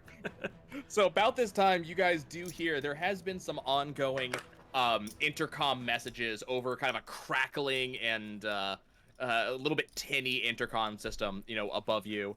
And mostly it's been saying kind of basic stuff, you know. Welcome to MercCon 713. Our event has been bringing mercenaries, material vendors, and weapon manufacturers together for over 300 years, letting you share best practices and learn from one another's mistakes and clasp hands on neutral ground. You've been ignoring it. It's kind of boring. But about this time, you hear the as someone actually gets on the mic. And this one is not a pre-recorded message, or if it is, it's something that they had running earlier and you guys missed it. Attention. Weapons must be peace bonded or left on your vessels. There are live fire ranges in the expo hall where you can try before you buy. Just try not to shoot anyone or you'll be buying their casket and the murder weapon. And you might notice that this little display of yours has gotten attention from some of the security guards around, and they are very heavily armed. Looks like we got Wink, ourselves a wink. brownie. Don't shoot NPCs. Wink, wink. Maybe not shoot NPCs in the middle Also, of a bunch there's of a heavily lot- armed there's a mercenaries. lot of fire. OJ will put Yeah, there's my a live fire Beetlejuice. demonstration. Yeah, I want to put my gun on a holstered, you know, I want safety and everything, but I still have my spear. I mean, they're gonna be talking about that too. You know that when they talk about peace bonding weapons, this is the standard thing in conventions where if you're bringing it, they are disabling the weapon in some way. They're either forcing it on permanent safety, they are, you know, capping a bladed weapon, something like that. So that's what they're asking you to do. You can have the Intensely. weapon, just they don't want it to be active. Intern C, why don't we go back to the ship, just you and me? don't talk to my intern. I Talk to your interns. don't have interns, I'm a lone wolf. No, And then your fire team looks, you know, your fire team looks at each other, Orlando, and just kind of like, what the hell is this guy talking about? We're standing right here. I'm going to look at the fire team and go, Isaiah 2:4, he will judge between the nations and will settle disputes for many peoples. What? They will beat their swords into plowshares and their spears into pruning hooks. What? Nation will not take up sword against nation. nor when will he they starts train- talking about this, I'm just gonna walk away from him and grab intern C, and then I'm gonna whisper to intern C and be like, "You owe me one for saving your life twice now." And I'll walk towards the center of the convention. As you're walking away, I just want to yell out, Jeremiah 46:16. They will stumble repeatedly. They will fall over each other. And just go. So, your intern. intern B comes back and you know, snaps to attention in front of his commander and says, "Sir, reporting. There is an awesome live fire demonstration on the east side of the station, sir." Well, do they know who I am? Did you tell them who I am? Sir, I couldn't check with them, sir, because there's a lot of people watching it, sir, and I couldn't get up to the front, sir. Well, go back and tell them who I am, and then come back here, and then tell me who I am. And I'm gonna walk towards the center. Okay, so he rushes off back towards the eastern side of the station. There's another intercom coming over. Please note that sections of Highport Station have been cordoned off for safety purposes. We want you to be comfortable. What is So as Rusty you do- doing? We've kind of... Yeah, Rusty, what are you doing? Yeah, so Kepler he's loving this. He's actually, he hadn't told you guys this, but you may have seen it in passing. He has like a little digital scan of this Drake fella. He wants to get like a digital like signature from him and a little selfie. So he's really excited about that coming up. But yeah, since you guys were all talking and he heard like challenge come up and all that sort of stuff, he has sort of taken it upon himself. He found like a little strongman competition where you've got the sledgehammer and there's the bell and everything, and he won, but he didn't take like the little stuffed animal. He just took the sledgehammer, so he thought that was like what he won. So he has this sort of sledgehammer that he is dragging along, and he's like, yeah, I won it. And so they may be like chasing him down to grab it back for the games. but Okay, he's just so like, no, do I see you with the sledgehammer? Yeah, they are chasing after you, but it's not actually the person who's running the game. He was kind of shrugging because he has 17 of them in case they got broken. It's actually the arms dealer who was next to there, who's been selling the melee weapons. And he eventually catches up to you and puts his hand on your shoulder and says, Sir, why would you get a sledgehammer like that when you could come over and get one of my weapons? I have such amazing things you can buy and try, including the new chainsaw swords we just got in stock. You said chainsaw sword, Oh, we're about and to you go said try Warhammer before 40k buy. in here. God, I'm trying to find. This actually exists in the game. I'm trying to remember which table it's under. Savior These week. things are fantastic. I don't know Kepler yet. will try. We're Yeah. still playing around So- with Eric. The the salesperson nods and goes, "Yes, we just got in the BFF Auto Cutlery Chain Saber Mark 9s. You can come try them out if you like. They're over at my stall right over here." And he points to Is the it stall how- that was right next to what you were talking about. How much better is this one than the 7? Well, you see, the 7 is as failure prone as the 9 is, but the 7 did not have the diamond tipped cutting parts on the chain saber, nor did it have the incredibly upgraded chain saber Mark 9 engine, which increases the revolutions by about 50% or so. It cuts through people like they were nothing as long as it works. He says cut through people. He says okay. He says I wanna try. Okay, so you're heading over. Is anybody Bring going over in. with him to this stall? Are there people to try on? Intern thing. I imagine there's like dummies and stuff. There's a like bunch of dummies in Mythbusters various dummies, states. yeah. There's so far no one to actually try it on. So Beetlejuice is Oh. just following behind Eric at that point, and Yeah, he's the just saying things convention like, seems to be very big on not losing customers due to trying out weapons. Damn, I would not be hit good here. So I want to just be following Eric behind my fire team. I want to look at my fire team and be like, listen, just keep an eye on intern scene for me because I once knew a guy. His name started with C. His name was Chad, and he disappeared a while ago. He went off with his uncle. He's a weird mole-looking motherfucker. I can't remember his name, but listen, never trust a Chad. See. He has legit done nothing. Okay, so you're heading over to the weapons thing, and this guy is entirely based on melee weapons. You know, he's got a small selection of knives. One of the ones you guys actually have, the Molly Poly knife, but he's got some designs on them. He's got some styles on them. So they kind of look very pretty. So he's got some mono wire for the guys who are a little bit more of the stealth types. You know, garrote wire that's rated. He's got the spear that you're carrying, wolves. He's got some axes. And then he's got the exotics. These are the ones that he's really pushing. So he's got like shock wands that he's using. He's got like these Doc Ock style tentacle arms. And you know, he kind of brings you past those and around Very the true, corner of the Ivanus. stall. Very true. And behind the stall is this really kind of darkened area. The lights above the convention do not really shine in this area. And he kind of coughs into his hand, then kind of nudges you, Kepler, and goes, "Now, strictly speaking, The Chainsaber Mark 9 is not exactly what you might call legal, so we don't actually have any here. I just have these demo units you can try, wink, wink, nudge, nudge, if you come right over here. Yeah, I'm really anxious to try this out. There's no like stopping him. He's just like totally down. So there's this, it's kind of like just this blank space between stalls that really shouldn't be there, but some stalls are either set up wrong or they specifically did this to keep it out of sight of anybody else. And what you see is this long sword. It's kind of like a 2.5, 3 feet long, and running along one of the blades is literally a chainsaw. Except this is a much more brutal looking, it's much sharper. There's an engine built into the handle, there's a trigger there that you can actually activate. And there's a bunch of really beat up looking dummies, as well as just a metal wall that looks to be scored. And he points and says, there you go, try it, just keep in mind, we will be watching you, don't try to run with that. So you do, yeah. if you want to try out the weapon, it is kind of, it's kind of hefty, does require both your hands.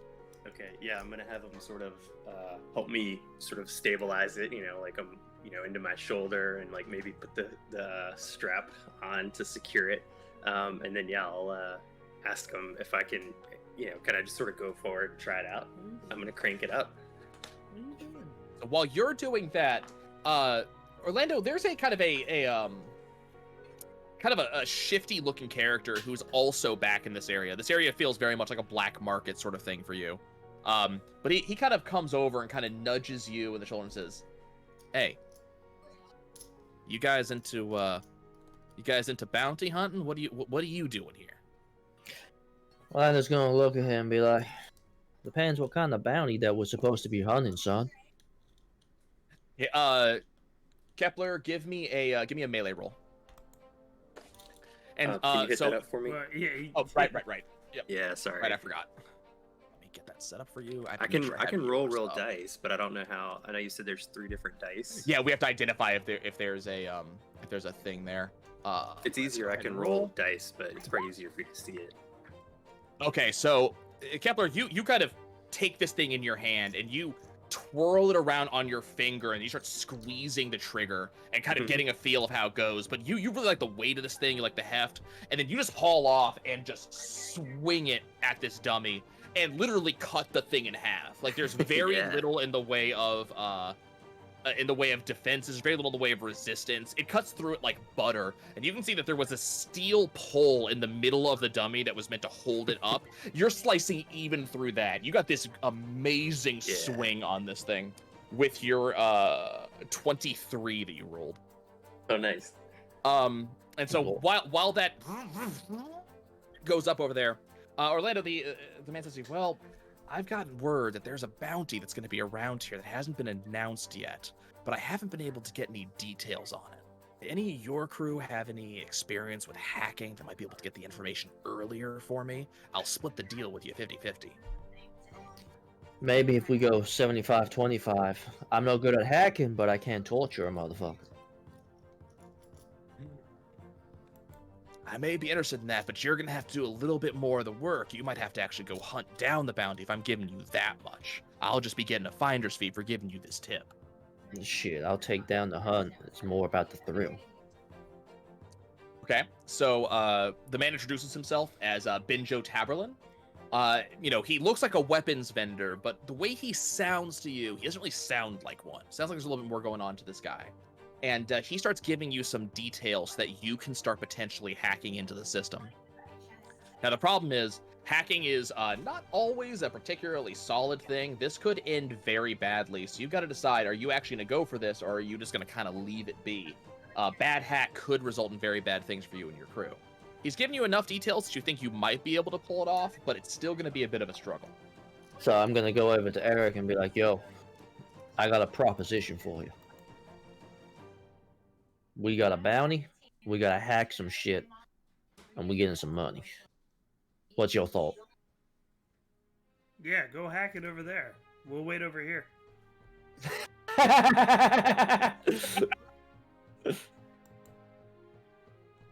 He's like stone faced. He's just like, yeah, go hack it. I'm gonna walk off from him and be like, this motherfucker, this stupid Eric Von bitch ass mother bitch. That's the great. The great bitch. We What? have help the crew. I did see that. Okay. So, you do as you walk off, you do kind of notice that there's actually a big Ursa Mars, the big polar bears, also uplifted, kind of like your gorilla friend, kind of uplifted. They're also walking back into this,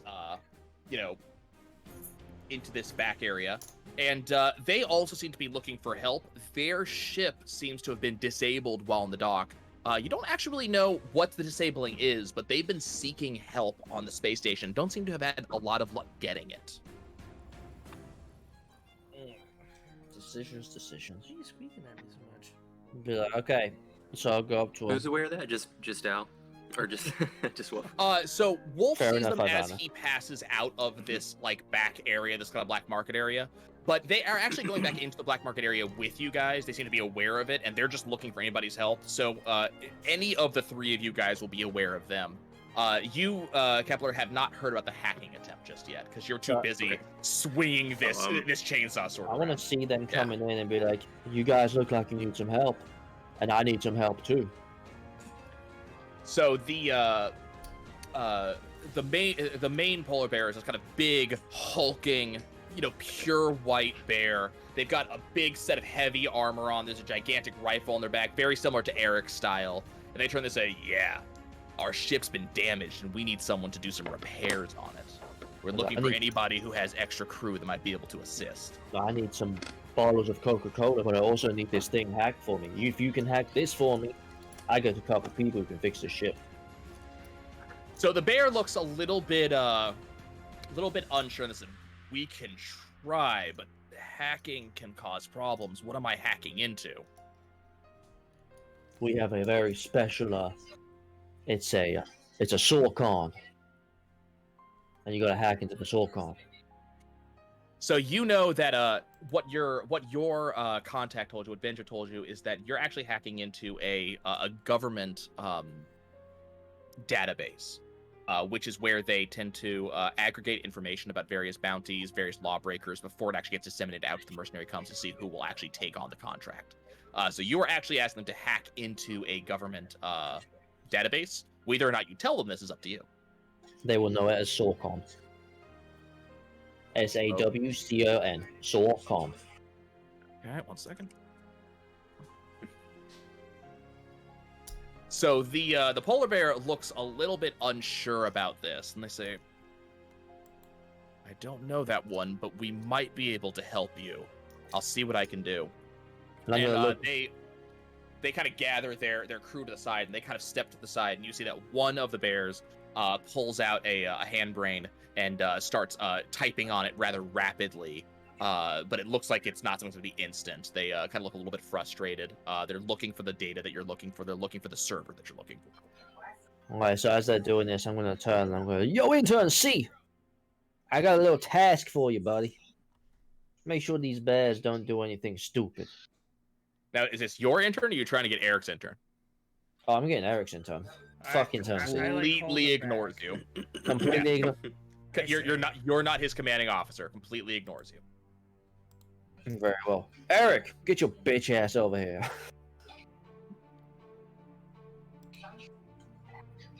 Eric just stares at you.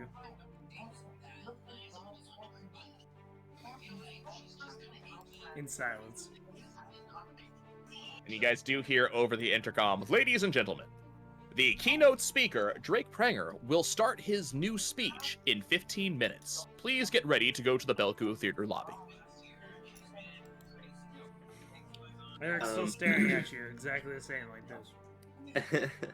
I hear that, and I've had a lot of fun with this new weapon. So I'm basically gonna ask him how much. So as you ask him, he kind of gives you a sidelong look, and he tells you, well, that weapon is not exactly legal, so it's not something I can give to you on this ship. We could, or on the station. We could meet up afterwards, and I could hand it over for. And he kind of toys over the ID, and he says, I could hand it over for, let's say, 7 supplies.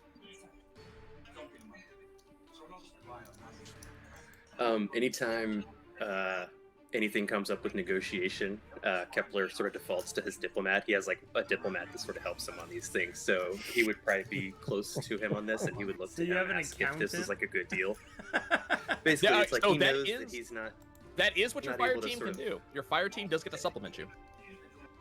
Yeah, so he knows he's not. He didn't know if this is a good deal or not, so he's just looking to his diplomat to see if his diplomat can help him get a better deal. If there's a way we can,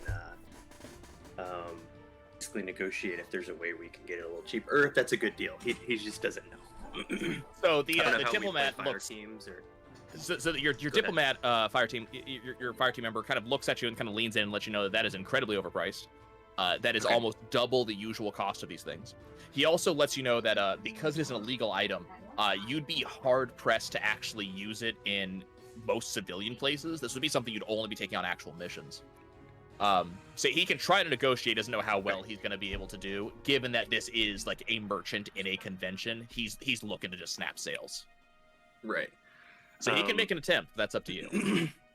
Yeah, he'll say since I can only use it on specific missions. Let's see if we can. He just sort of says cheaper. He just says the word cheaper at him. He's just kind of like cheaper. So for your fire team, what is their total social score? Oh, total, huh? Just the one. That's from my diplomat. He's got +1 social. Okay, so you rolled an 8 plus 1 is 9. So your fire team kind of goes in and starts trying to haggle with the salesperson. It seems to be going well for a certain level of time, and then you kind of hear the kind of stopping point is that, I hate to tell you, buddy, but prices are up in this sector. I can't really reduce the price. Maybe I could get you down to, I don't know, 6 supplies, but I need a guarantee on that purchase. It would have to be immediately after you get off this station.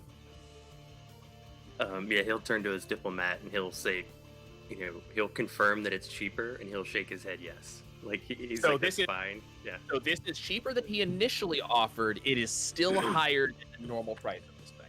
No, I know. Kepler's just like cheaper, done. Okay. We're good. He's like, you got him So- a little bit cheaper. He's happy. So you have established a potential deal. So the salesperson I'll get does meetup. get a he does give you the meetup stuff and does tell you a time pretty much immediately after the keynote address, because he does need to get these off. They are something he does not want on his ship. So yeah, you have potentially purchased a chain saver for yourself. You'll have to get it after the event. Nice. Now, and I'll let my fire team know as well. Yeah. So Orlando's sitting there, and he's just kind of, watching what the polar bears are doing. They're not having a lot of luck with this hacking. You can kind of see like the grimace on their faces. They are making these attempts, and then all of a sudden, from the hand brain the polar bears have, you start hearing a warning siren. This whoop whoop whoop whoop, and they suddenly drop it, and the entire crew takes off. Well, that doesn't look like a good sign, so I'm going to grab my fire team and say, we're going to go ahead and take Kepler. And we're going to leave this little area here. And us and Kepler's team are going to go over to where the keynote speakers area is. Eric, you going along with, or are you waiting? I'm going the opposite direction because I'm. You can see a great anger towards fucking Beetlejuice. Okay, so you're not heading towards the keynote speaker. You're heading a different direction. No, did my interns come back with food and/or message? So they're having trouble finding you because you went in a different direction. So you've occasionally heard a little bit of communication between them and your AI kind of in your earpiece, and you've been ignoring that because it's not important. They're not you. But eventually, as you're kind of leaving this small area, you do see at least your intern that went off for food is coming back with a gigantic hot dog with all the fixings. All right, let's go. Good work, intern A. Intern C, take notes from intern A. Oh, intern C is going to be taking a lot. Okay, so you have your food. Are you staying there for it? Where are you heading? Because the two of them are heading towards the keynote, which should be going live in just a few minutes. I guess I'm going to go to the firing range. 'Cause that's where intern B went. Okay, so that's going to be more towards the north side of the ship. towards that that other ballroom. Yeah, and Eric doesn't really there's- care about that guy because he's the second Okay. best mercenary. Okay, so you head north to the That's why you firing named him range. B. And this firing range is huge. This is for hundreds of people, and you see most of the slots are actually taken up. People are trying out various weapons they may have just bought. As you kind of enter the firing range, there is a attendant who does offer to unpiece your weapon, so that way you are able to fire while on the firing range and get yourself a spot to shoot at. Is anyone shooting really like terribly with a long gun? There are a number of people, yeah. A couple of these people look like they have the stance and everything, but it looks like the gun might be too heavy. The gun might be too powerful. So there are a couple people who are there. There's also some people who are shooting long guns that just seem to just be bad at them, regardless of what they're using. Go up to one of the ones that are really bad.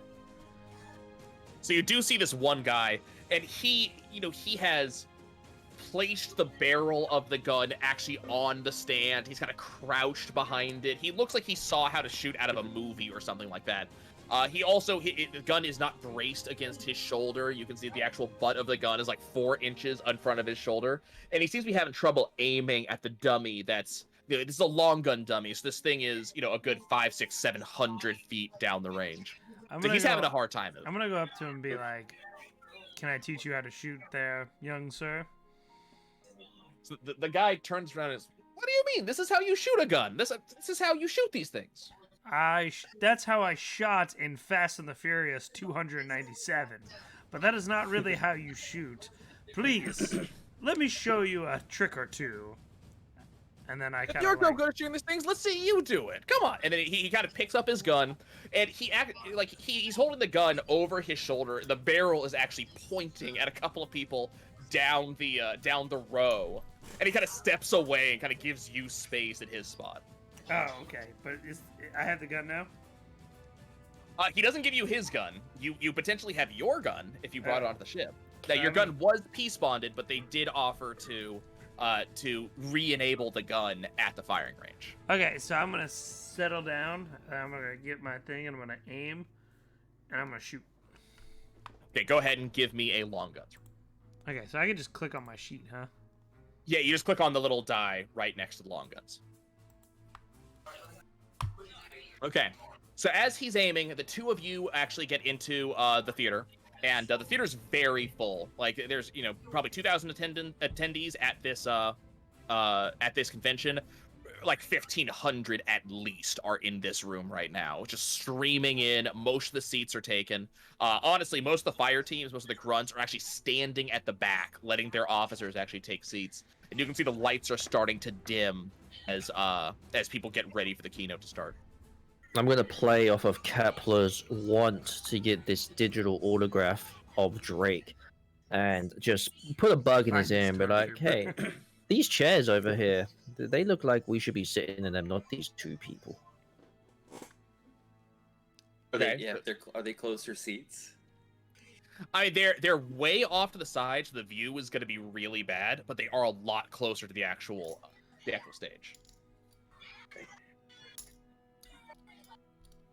I'm basically shooing my diplomat up to make sure they can get a good audio recording and get good pictures and all sorts of stuff. If they get a better picture, they can send it to me for the autograph. But I'm pushing them up to get in there. Okay. So I'm getting settled your for diplomat the presentation. Your diplomat sees what they can do. Unfortunately, you guys don't actually have hand brains of your own, so he's having a little bit of trouble figuring out a way he can actually do this work, because you effectively asked someone to take a video recording and he has no cell phone. So he's looking around and talking, trying to figure out what he can do. Okay. So while they're sitting down, Eric, you kind of settle in. You take a deep breath. Hug your gun to your shoulder, finger lightly on the trigger, just kind of resting your head, down, kind of glancing through, taking a good long look, and you've decided that you want to impress this man. So as you kind of aim, you kind of adjust your sights, and a headshot is your normal way of doing things, but this time you want to do a little bit more. So you kind of feather the trigger for a second, and as you're ready, you exhale. And then you pull off about 9 shots all in the span of about 3 seconds. Which, you know, this is not really what you're supposed to do, but you're trying to show off more than anything. So you not only paint a happy face on the dummy's chest, eyes on its pecs, and then a smile down over its abdomen, but then you blow off its head with the final shot, and then stand up. You lift your weapon, you put it on safety, you point it at the ceiling, pictures of pointing at anybody, and you kind of turn to the other gun, and you go, sub. Oh, can I do the dialogue? Yeah. They don't call me Eric von Utenberg the Great for nothing. Try to exhale a little bit more, child. And I kind of like walk out of the stand. So as you say your name, you finally get a little bit of that attention that you've been looking for. There is a small passing squad of very obviously grunts. They're on some sort of mission for their commander.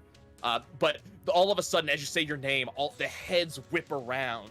Eric von Utenberger the Great, and they kind of look at you, and now you're starting to get the groupies coming up and cheering at you and looking for your autograph.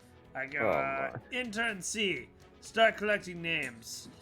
Looks like we might get some new people to replace Beetlejuice. Do I hear this over the earbuds? No. I don't say it on the earbuds. Yeah, he does it on the earbuds, you don't hear it.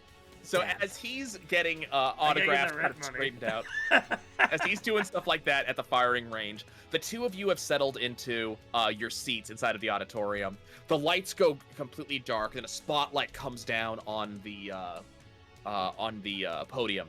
And out comes this man dressed in, honestly, very Zap Brannigan style outfit. So he's got the black boots, he's got kind of the pseudo tights on, he's got this red tunic that has some medals over here, he's got this sash on that has there's some grenades up there, there's some magazines for projectile based weapon. Strapped to his hip is a cutlass that Kepler, you identify this as more of an ornamental weapon. But even though it's ornamental and more for, officers to kind of show off, it is a very well-made thing that you would just love to get your hands on. Yeah. Strapped to his other hip is a very high-powered handgun. And this guy looks kind of like a sentient elf crossed with a hammerhead shark. So he's got this kind of tan, blocky face, but kind of at the bridge of his nose, maybe a little bit higher than that. His head kind of tapers off and then comes stalks with two eyes coming off of it, and everybody recognizes him. Even you guys recognize him. You know who this is. This is Colonel Drake Pranger. He is a legend among mercenary companies. He has been doing his job longer than almost longer than Bezos has been known. This man is a big deal. And punches Orlando, and he's like, there he is. So he starts, settling in, and he starts speaking.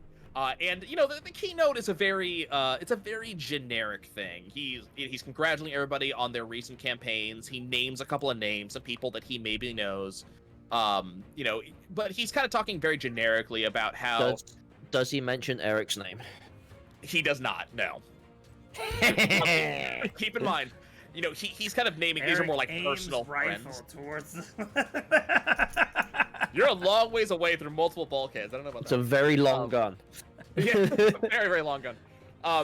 He's naming probably personal friends. But he's talking about how mercenary profits are up, that even more mercenary groups are joining by the day, that he kind of names a couple of the major companies. Planet Mercenary is one of them, who sell goods, talking about how stocks are up and things like that, and congratulating everybody, a job well done. So this very generic speech going on.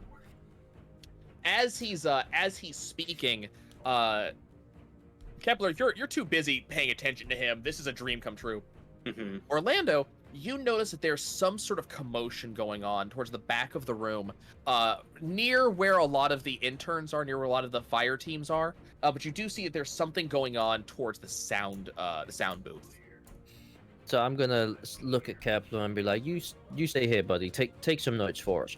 I'm gonna go over here, and I'm gonna send my who's my fire team? I have a officer in training. I'm gonna go, hey, officer. His name's gonna be Ronald. If you get the reference. Let's assume that I don't. Move on. Okay, AK Ron. I'm gonna send Ron over there and be like, let me know what this commotion's about. This looks like something that I might be interested in. Okay, so you're saying Ron over. Kepler's too busy looking at Pranger. Eric, you have gotten a list of names. There's probably like 15 or 20 different grunts who are really excited to see you. They would love to join the mercenary company. Once again, Yamato letting you know you have no room on the ship at this point unless you decide to vent some people. What are you going to be doing while this is going on? As I'm getting the names down, I'm feeling really good about myself. And so Okay. I go, everyone, should I shoot an E in that man's dummy? Oh my god, E for Eric. Say my full name there. I'm not with you. So I'm gonna go try to shoot an E in that dummy. Okay, let me get another roll from you. Oh no! Okay, so as Eric is over here trying to play up to the crowd, the officer in training goes back and he kind of sits back there. So what I need from Orlando, what I need from you, I need a let's see, I need a perception roll, but I need it to be using your fire team's stats. So that is a physical skill. So you're gonna roll a 3d6 and add your physical for your fire team. Which in this case, since you only sent your officer in training, you don't get the bonus. So just a flat 3d6. 3d6. Where is? So just this. Yeah. Oh. Yeah. For just kind of a generic, you can use the top. There's a 3d6 Okay. button. So Yeah, you can use is that right? Yeah. So that works. Okay. So your officer kind of goes back there. They're gone for about 2 or 3 minutes, and then you hear on the earbuds. And this is broadcasting to everybody. So Kepler, Eric, you guys hear this too. The officer says, "Yeah, sir, we're getting notes that there is a large bounty that has just been posted on the local boards, and it's worth 5 resource points. And remember, you guys only started with 9, so that's worth a lot. It's a huge deal.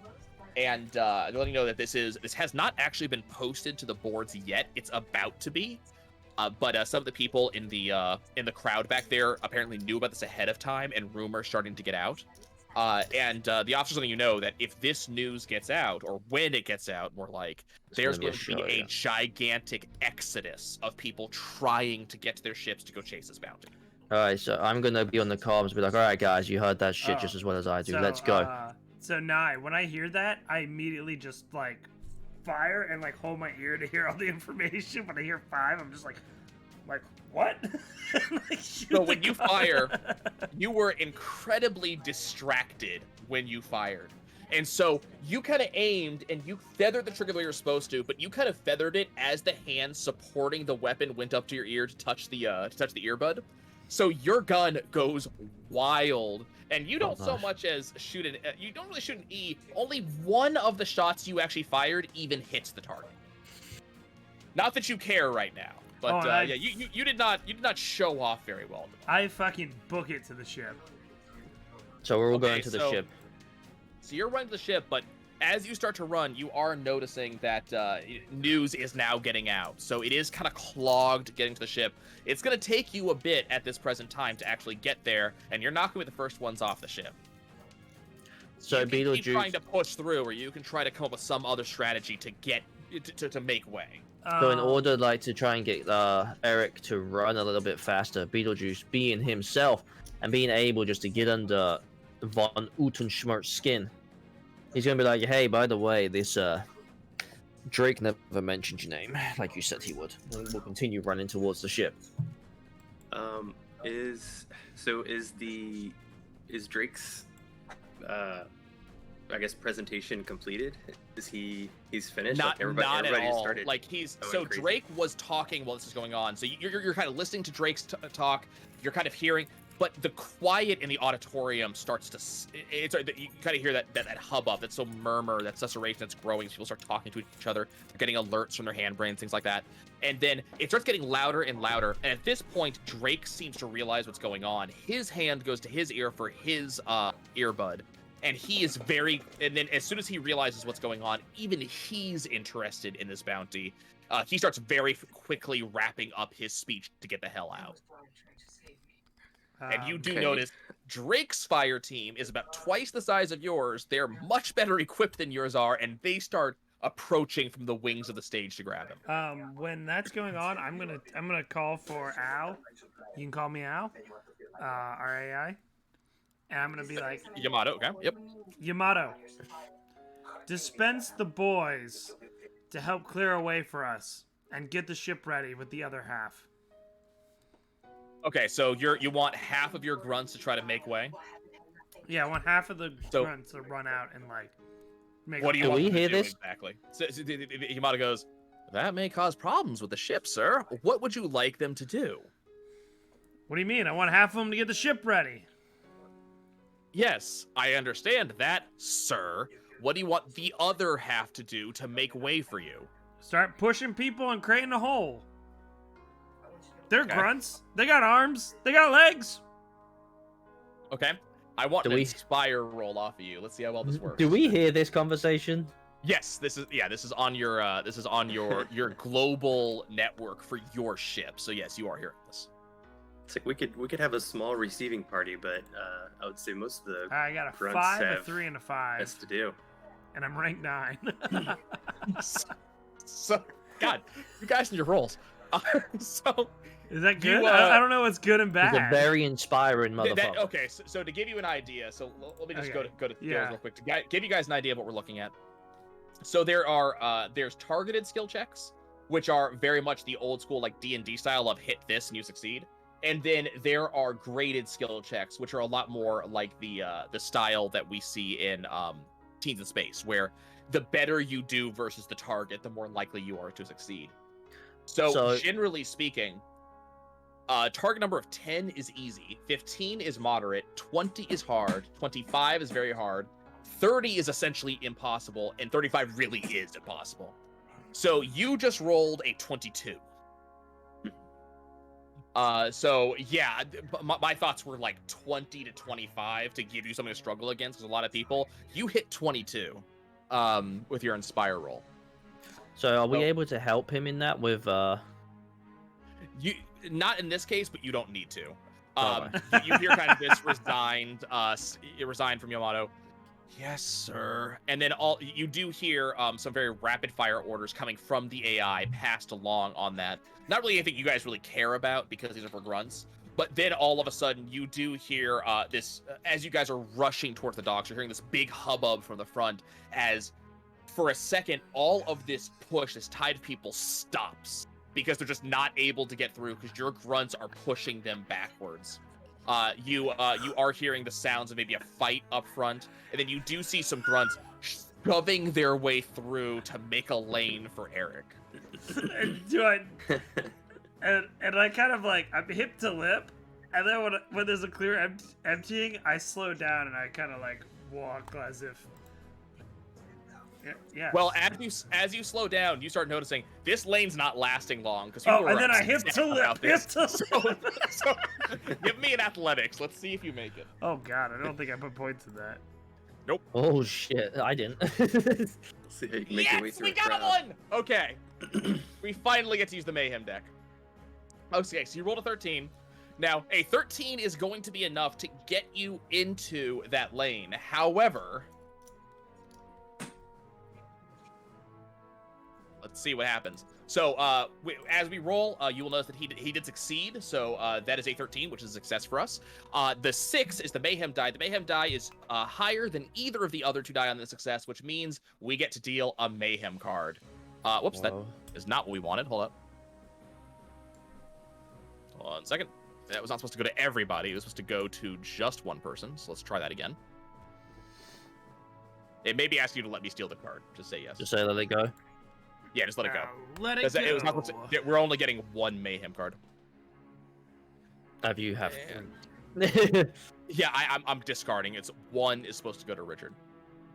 Rusty, you are gonna have to unfortunately click on there and tell it yes to let that go. Okay.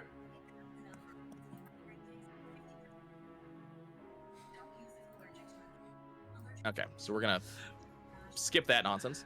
Instead, we're going to deal 1 card to Gnomes. So Gnomes, you now have a card. Go ahead and Where would I see this card at? So it'll be just above your little icon. Just above my what? So you Just see your to the- icon on the bottom where it says Oh. your name. Yeah, So the you should be able to purple click on that, and then you should be able. Okay. Sorry, guys. In Twitch world, it is really tiny, so I hope. Yeah, there's actually a way to actually show this. I'm trying to see how we can do this. Can you hit the plus on the side and it will zoom in or not? It's not that. It's a scan that I had to put in, but you're supposed to be able to. There we go. If you drag it onto the table, so you should be able to take that card and drag it onto the map. Yeah. Can I make it bigger? Yeah, Should be by able to. zooming in on it. Oh, there we go. I don't know. Oh, but it's I don't more 100% know where blurry. you Okay, put it. there we go. Toxic workplace. Hold on. Where? So for some reason I can't see it. I don't know where it is. I can just read it out loud. It's not really that. Oh, big one of a second. secret. I know where it is. You guys are.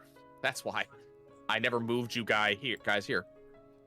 I believe it or not, I've actually had you guys on that map the entire time. And, Oh, you never moved us. I like how you I put never moved handicap you. spots in. Okay. So Oh, let's now the actually- card's yeah, gone. so- Oh, there we go. There it is. So toxic workplace. So some environmental factor is grinding you down. All party actions suffer a -3 penalty until the next mayhem card is played. This applies to all of you. And I can From his spend a action. point to negate that, right? If you want to, you can spend a point to negate that. I'm gonna spend a point to negate that because it's Okay. not till next Mayhem card, and we don't know when the next Mayhem card's coming up. Right. So I'm gonna spend Okay, a so we'll point. go to ahead negate and that. skip that. Okay. So we'll skip that. So, You are able to book it, and you're able so- to make your way into that lane. Essentially, somebody like grabs me and like tries to pull me back, and then intern C like slaps the dude's hand, and then I'm like, now booking it still. Ooh, and for the Wolves redeems set the crew back. Well, it just so happens that you two are behind Eric, and now you need to make athletics rolls each to see if you can make it, because you guys actually have to get to your ship. So let me get Kepler's 10. I'm athletics coming rolls through, going. guys. Yeah, fuck You guys better watch out. I'm coming through. Fuck See, you what guys, you I'm got? already done. 4, 4, 4, So- and an 8. Right. So Kepler is booking it. He is rolling deep as he runs down, and he just kind of shoves everybody out of his way, including Eric. Eric actually shoves you to the side as he is just like linebackering his way down this Yep. hall, this hall made of your units. So, Under his Orlando- steps, just coming through. did I fail my roll or did I succeed? Orlando, you got a 10. You actually failed this one. Fantastic. So as Kepler pushes past Eric, Orlando just kind of starts laughing his ass off and completely ignores the fact he's trying to run through this lane. He's like, So unfortunately, the that- lane starts collapsing. The grunts are pulling back because they just cannot hold back the crowd. And you feel, Orlando, just all the verses around you just clump up around you and just shove on you, getting you into a crush, very similar to like a pit at a metal concert. As everybody's shoving to try to get to their ships as fast as possible. I just pull a hand out and I grab intern C's leg and try and drag him into the crowd with me. Leave intern And C maybe- alone. No! And while this I'm is, the shit. if I've made it through and the other two guys haven't, is Well, that- I made it is through that where we're at too. right now? Yeah, you made it through, Oh, okay. and so did Eric. Orlando's the one who actually didn't make it. All right. But he's well, So getting, like, and he's piled apparently on right not now? trying to make it. He is hauling intern C. So we're gonna do a contested roll on this. I need athletics from both gnomes. I need it from your fire team, but only for intern C stats. oh, you and fucking then grabbed wolves, my I need special, your you dick. athletics.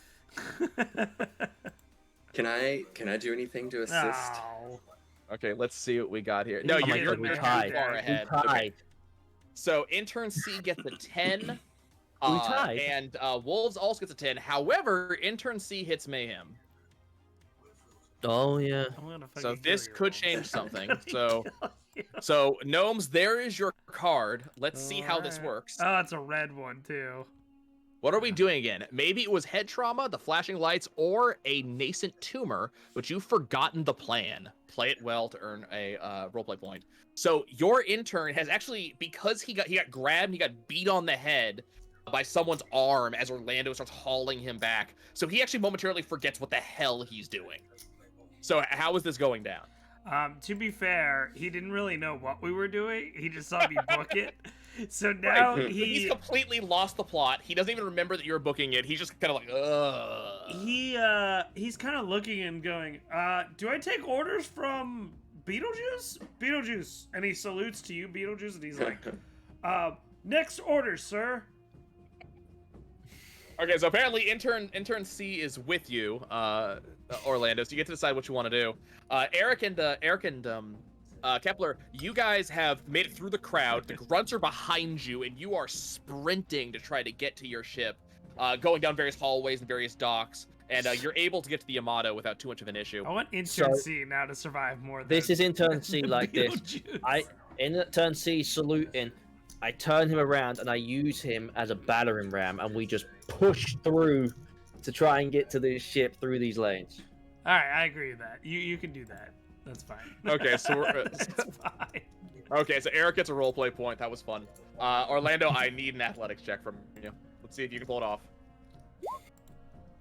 Okay, so Orlando was able to grab intern C, and he spins him around and then grabs hold of the back of his body armor, the kind of vest his body armor, and starts shoving forwards. And intern C is just completely confused about what's going on. He just feels himself shoving forwards, arms just like hauling at people. As Orlando is shoving forward this battering ram made of people to get through this crowd. And Eric on the ramp goes, I agree. Like intern Good use C. of an intern. What? Understandable. Okay. Okay. So Orlando, you're getting up. You hear in your ears from your AI, sirs, other ships are departing, and they do not seem to be happy with each other's presence. Fire has been found. You might want to depart soon.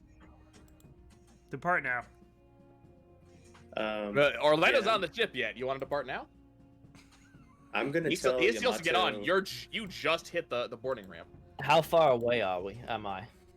So you're still a good 50 or 60 feet. You've got some hallways you have to navigate. There's still people, but there's less now that you've gotten through the crush. They're on the boarding ramp, so they will at least be on the ship in just a few seconds. I'm gonna run up the ramp. I'm gonna say hit all engines as soon as Orlando and intern C hit the boarding ramp. We're taking off. Screw anybody else who doesn't. And I'm Okay. gonna tell Yamato to see if they can locate Drake's ship. I have an intern. I'm not afraid to use it. Yeah. Okay, so Orlando, you are sprinting down. You got through the crowd. You just kind of let go of intern C. Whatever he does, he does. But you're sprinting Intern towards the ship. Intern C is gonna follow me behind. Like, we're gonna need to go. Hurry up, buddy. Okay, so you guys are sprinting down. You can. Oh, what on about the his ship... other crew? Well, they're with you unless you say otherwise. Well, So, do they have to make an athletics check to see if they survive? Got through the crowd. They're assumed to keep up with you unless something special's going on. So, I was yeah, hoping your I would leave fire the teams are crew. with you. I was hoping I would- Now, your fire teams are with you. However, intern B is nowhere to be found because you kind of left him taking names back at the firing That's range. fine. What is He it? can still take the names. He can page them to him. It's fine. Yeah, he's still doing the work back there because you never told him to do anything otherwise. He's just an so you- infantry guy. So you guys do feel the heavy rumble as your annihilation plant is fed the dark matter it runs off of. So your entire ship just goes vroom, vroom, vroom, as your engines start to get ready. Orlando, you start sprinting up the ramp, and you're able to get onto the ship just in time as the ramp starts pulling back, the hatch starts closing. Intern C right behind you, along with your crew. So far, the only quote-unquote casualty has been Intern B. So I'm gonna turn, and we're gonna see intern B like slowly walking back to the ship with all these names, like sir, and I want to just look over and be like, "We got intern C, but intern B stands for bitch, and you're behind." And I, As the ship just and takes I off. essentially go, mission accomplished. Yeah, so you guys get on. With So no Yamato says, casualties. "Yeah, sirs, we may want to depart soon. There is incoming fire." Oh, from we've the already aft." departed. Once they hit it, we're departing. Okay, Yeah, so you're we're up in the departing. air. So you can feel your ship detaches from the dock, and the dock actually like crumbles behind you because you left a second before it was actually fully disengaging. Not a tremendous loss. And as you guys kind of push away from the space station, Yamato comes up. Sirs, the bounty you're looking for is actually on the planet below us. Recommend taking evasive action and approaching the planet. And as he says that, you can see there are a bunch of ships around you that are all kind of making their way towards the planet, actively shooting at each other. And you actually see a beam of light go right over your ship and slam into the shields of the station right where you were docked a second ago. I'm going to tell Yamato, I'm going to say, you're not the captain of the ship, and I'm going to give the orders of her suggestion. Take evasive Don't tell me what to do. maneuvers. Wait, if you're the captain, are you driving the ship as well, or is it all No, okay? I'm like yeah, Picard. I'm like sitting in my chair. Like... So the general rule is that because space combat, especially out here on the periphery, is so fast and furious, it's actually your AI that controls your ship. You give the orders, but the AI actually does it for you.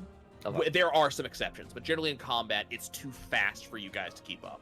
Yeah, so I tell her, I'm like, I'm the captain of the ship, and I give her the exact order she said, your suggestion. Yeah. Evasive maneuvers, these coordinates. Yeah.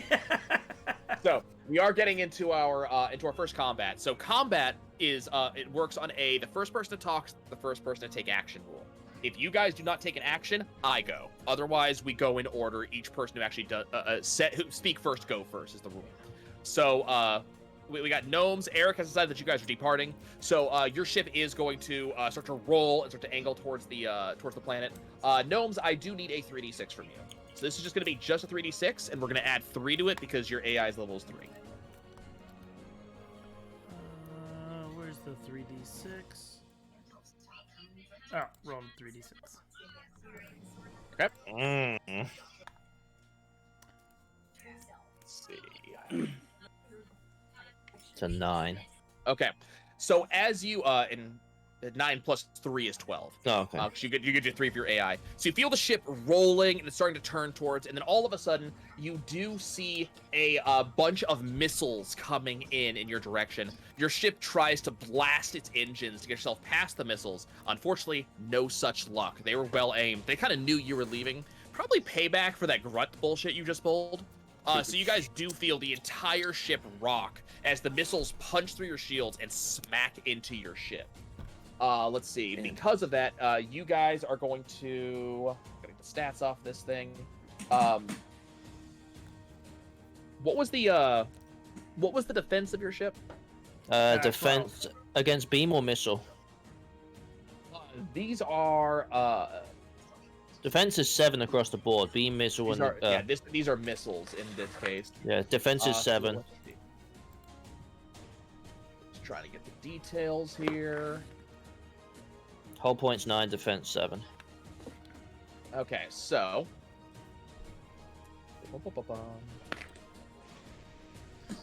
This is why I don't learn anybody's name, Cloud. Because they just all go away. I don't know why. Just call them all intern C. Right, you even gave them letter names, and they're still getting obliterated.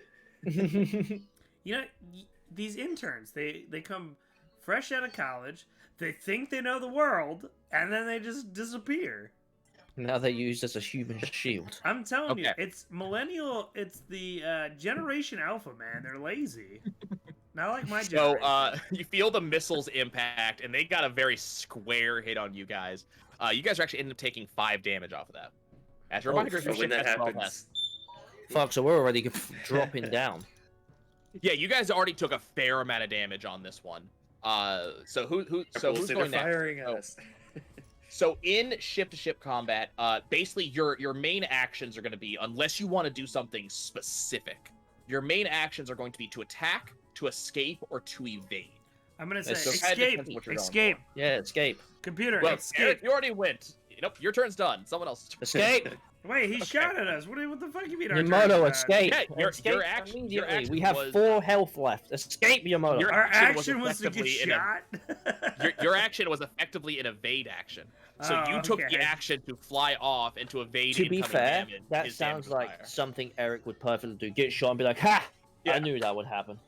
It's all part of the plan. No, Eric's kind of a coward when it comes to him getting Okay. shot. So So you order the AI to let you escape. The problem is it's going to take you a second to do so. So it's not an immediate thing. It is blasting on its engines and preparing for a terraport. So terraport is kind of like a teleport system. The problem is teleport denial systems turn that ability off. And you guys will not be out of the station's teleport denial systems for several seconds as you kind of get away from the station. Kepler, you're the last turn. What do you want to do? Yeah, I mean, if the evasive maneuvers have not worked as this is going on, I'm Well, making my that way one to. did. Didn't you say there was? Okay. But you did say there was like a heavy gun. Would you say was on this ship? Wasn't there like a big? So you have a ship-to-ship missile system that you can fire back with. So you can paint a target. So you're not really on the gun itself, but you're painting what target you want. We only have 4 health. I mean, Yeah, there's always right, engines. You said we can do the same thing. Let's evade. I know we got to get out of this, or we're gonna get shot out of the sky. Okay, so you're gonna evade as well. Okay, so we're gonna get a 3d6 off of you as well. So let's roll that. Where's my? There we go. So Oh, unfortunately, your evasion is really bad. Okay. You actually rolled a critical fail. Actually, I gotta go look at the rules on exactly how critical fail works and ship. We're about to use those escape pods, boys. Looks like intern C was saved for nothing. Right. Let's see. We all hopefully have to be not. intern B that's still on the space station. The entire ship goes down. Okay. Just So intern B is left.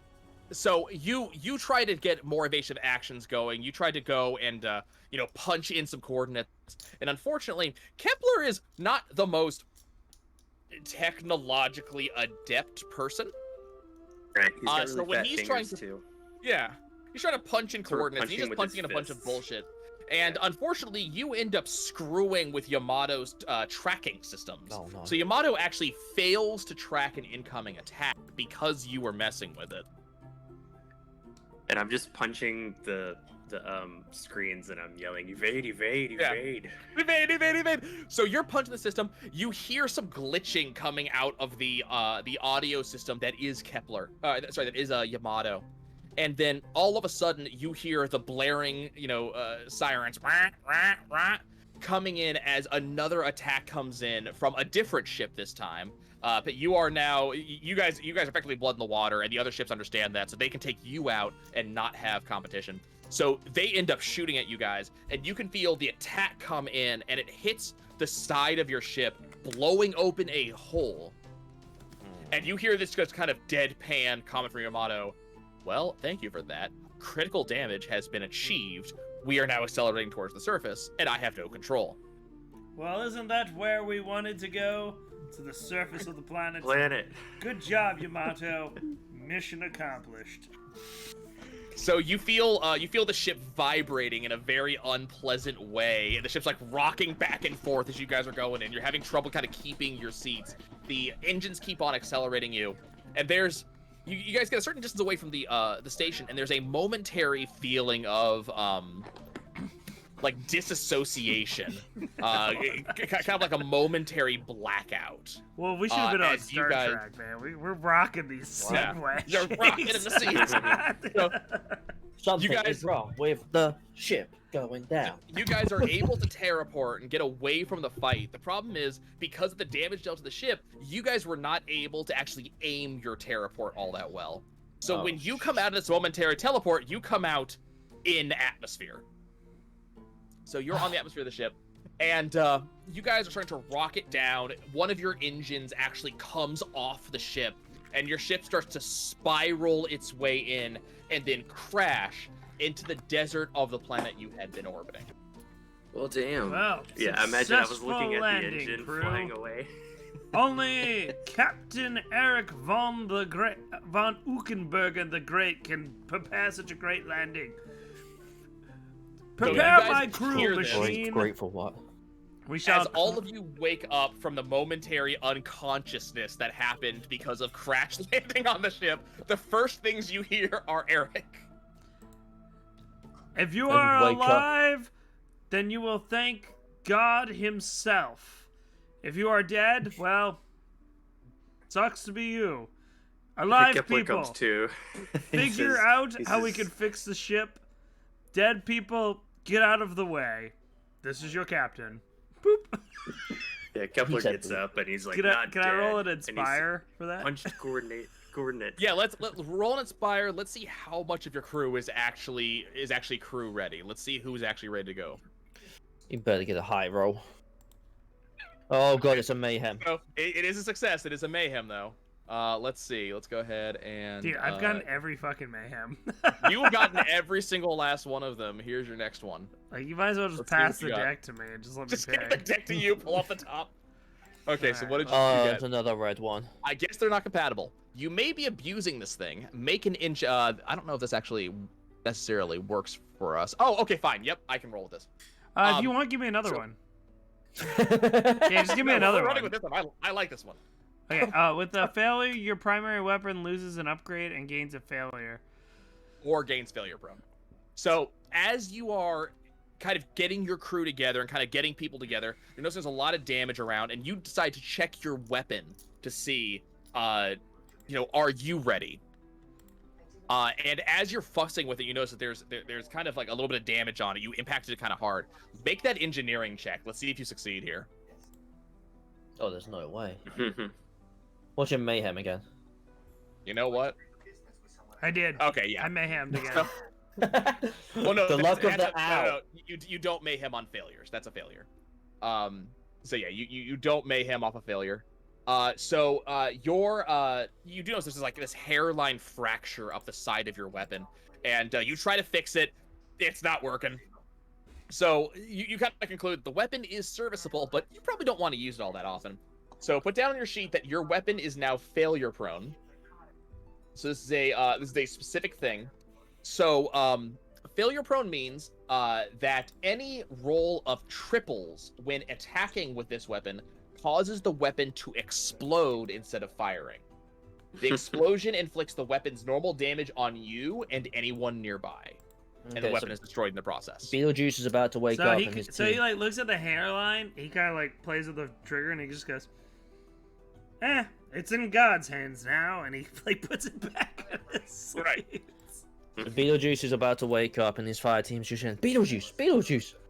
And they yell it 3 times, and he suddenly opens his eyes, pops up, and the very first thing he says is, "Joel 3:9, proclaim this among the nations. Prepare for war! Rouse the warriors! Let all the fighting men draw near and attack." So Kepler's as you like, stated, yes, war. He's like picking up his weapons and stuff. He's I like, feel like that guys was are- inspiring.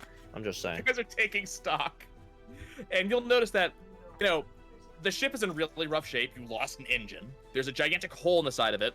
You lost a bunch of grunts, and of the grunts remaining, less than a quarter of the grunts you guys had total are actually fit for duty right now. Many of them took damage, broken legs, broken arms.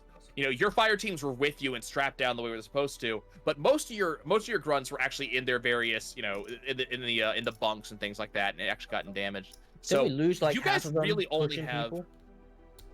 No, they came on with you. They were Oh. chasing after Eric onto the ship.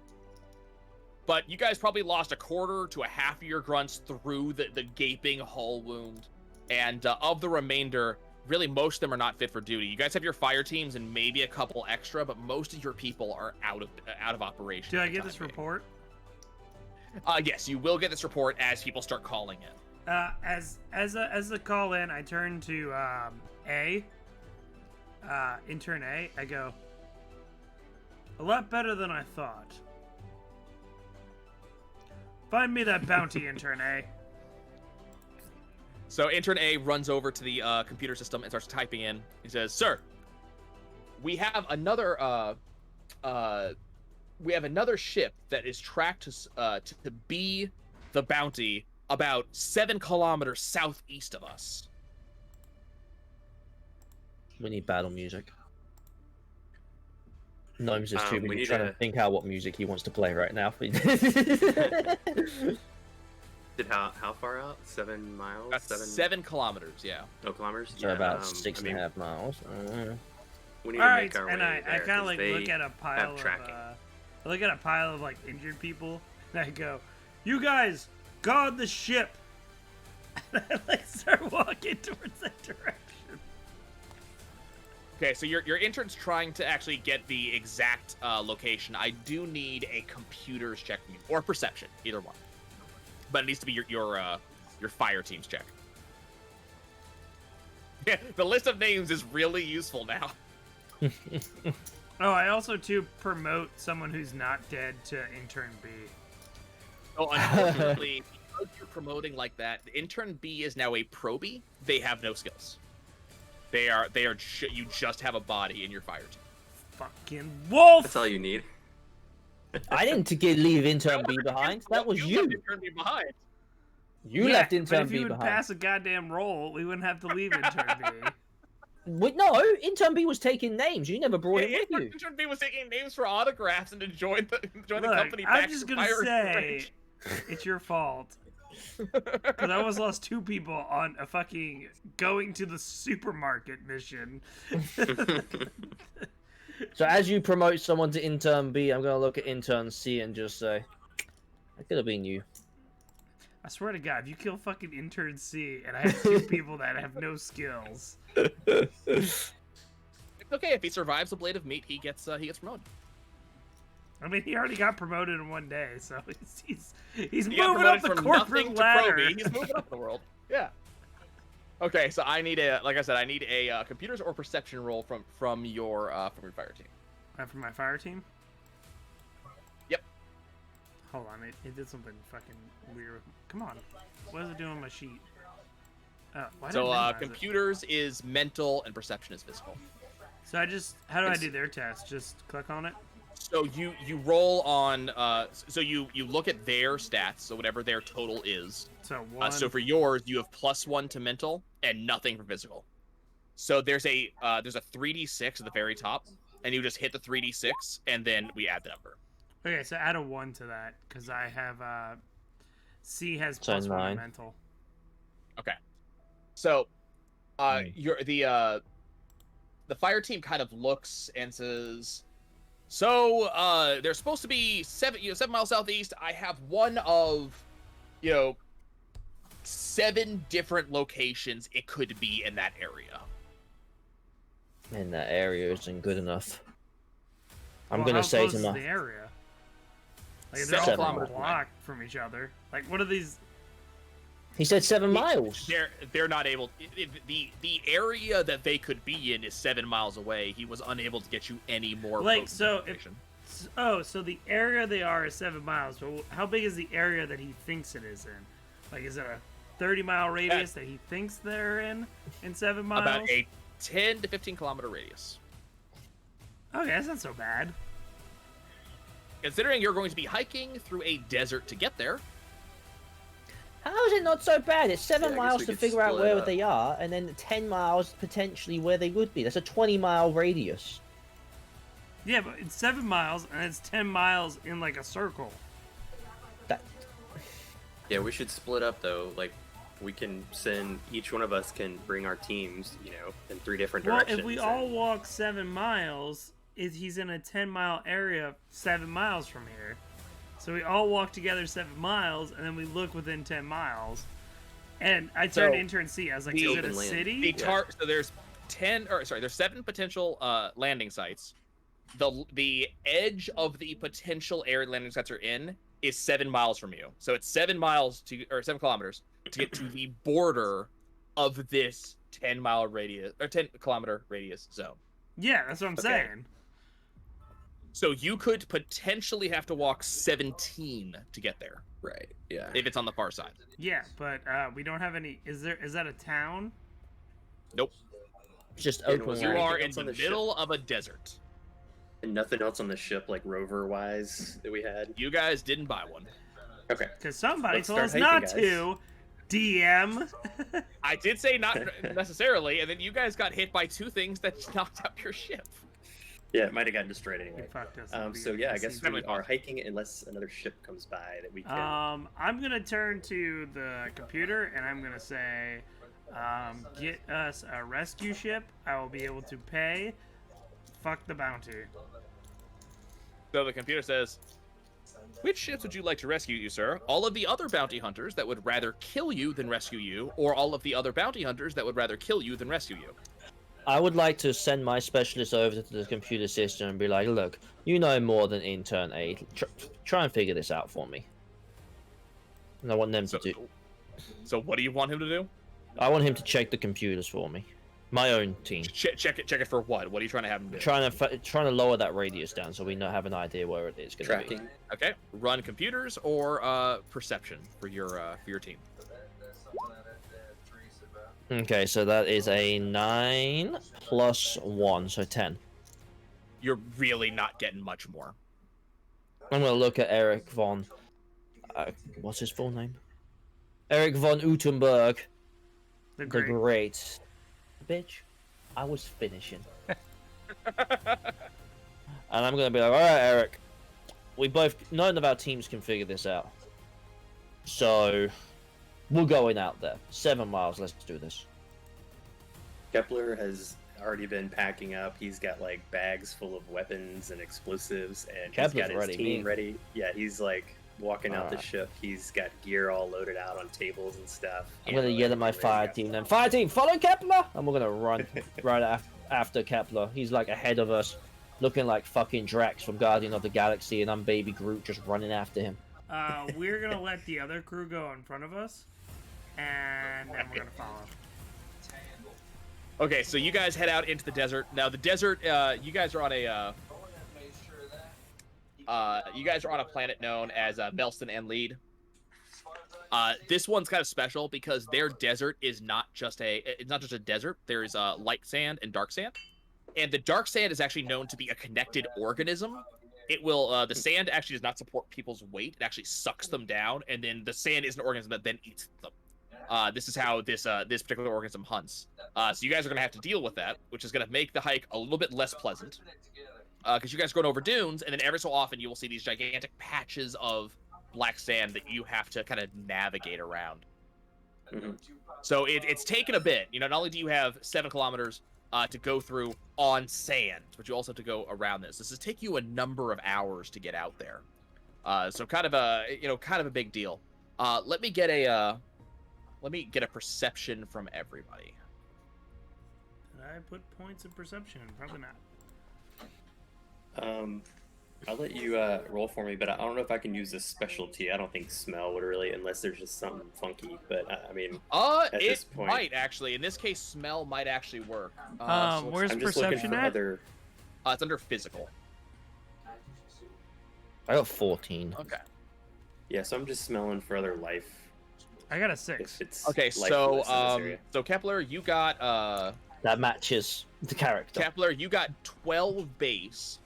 So Kepler and Orlando both succeed. Kepler, you got 12 base. You actually do have the smell specialty. You are able to re-roll. Both of you have mayhem right now, but since you have a specialty, you could either not mayhem or you could try to up your number. So how does Wolf have mayhem if the gray die is not Wolf, big enough? Kepler does. Oh, just Kepler. I thought you said both of them have mayhem. Oh, no, I'm sorry. I'm looking at Wolf's. I'm looking at his first perception, not his second perception. Whoops. They're Oh, okay, both. cool. He should have had a mayhem for that first perception. We'll ignore that. So Kepler specifically. So we can either mayhem your thing. You can try to re-roll the mayhem die to get out of mayhem, or you can try to re-roll one of the other 2 die to get a better result. Yeah, my screen froze, so I had to click it twice, sorry. Hmm. So, I mean, they're both the same number, so you can do whatever you want if you want to use the mayhem. Oh, then we're taking the first one because it has mayhem on it. Okay, that's fine. Those are both this roll.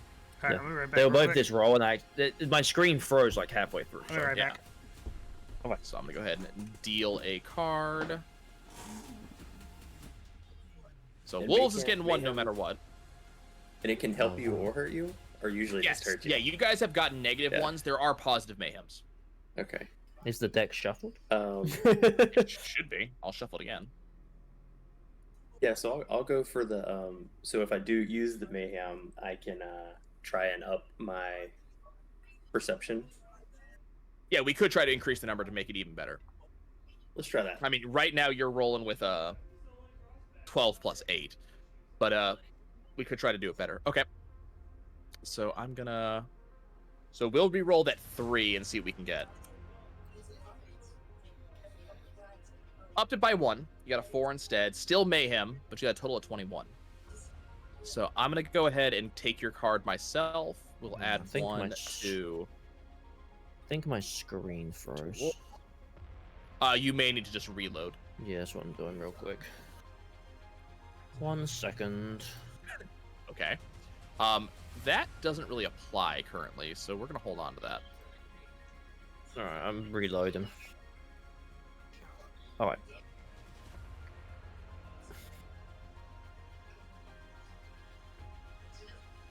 Okay. This is the Mayhem card that I got. Okay, so these things come in threes. You know how they say things come in threes? Well, this is the first one. Now draw 2 more Mayhem cards. Resolve these cards separately in the order you prefer. Oh god. Oh man. Okay. Okay, Wolves. Here's your other 2 cards. What'd you get? Oh. Alright. So what happened? I fell in the sand? We're No, not mayheming. quite. We're mayheming. We got a number of them. Okay, so let's resolve this first. So, Rusty got a Mayhem card that I'm not activating yet because it doesn't apply to the current thing. It'll apply as soon as it's possible.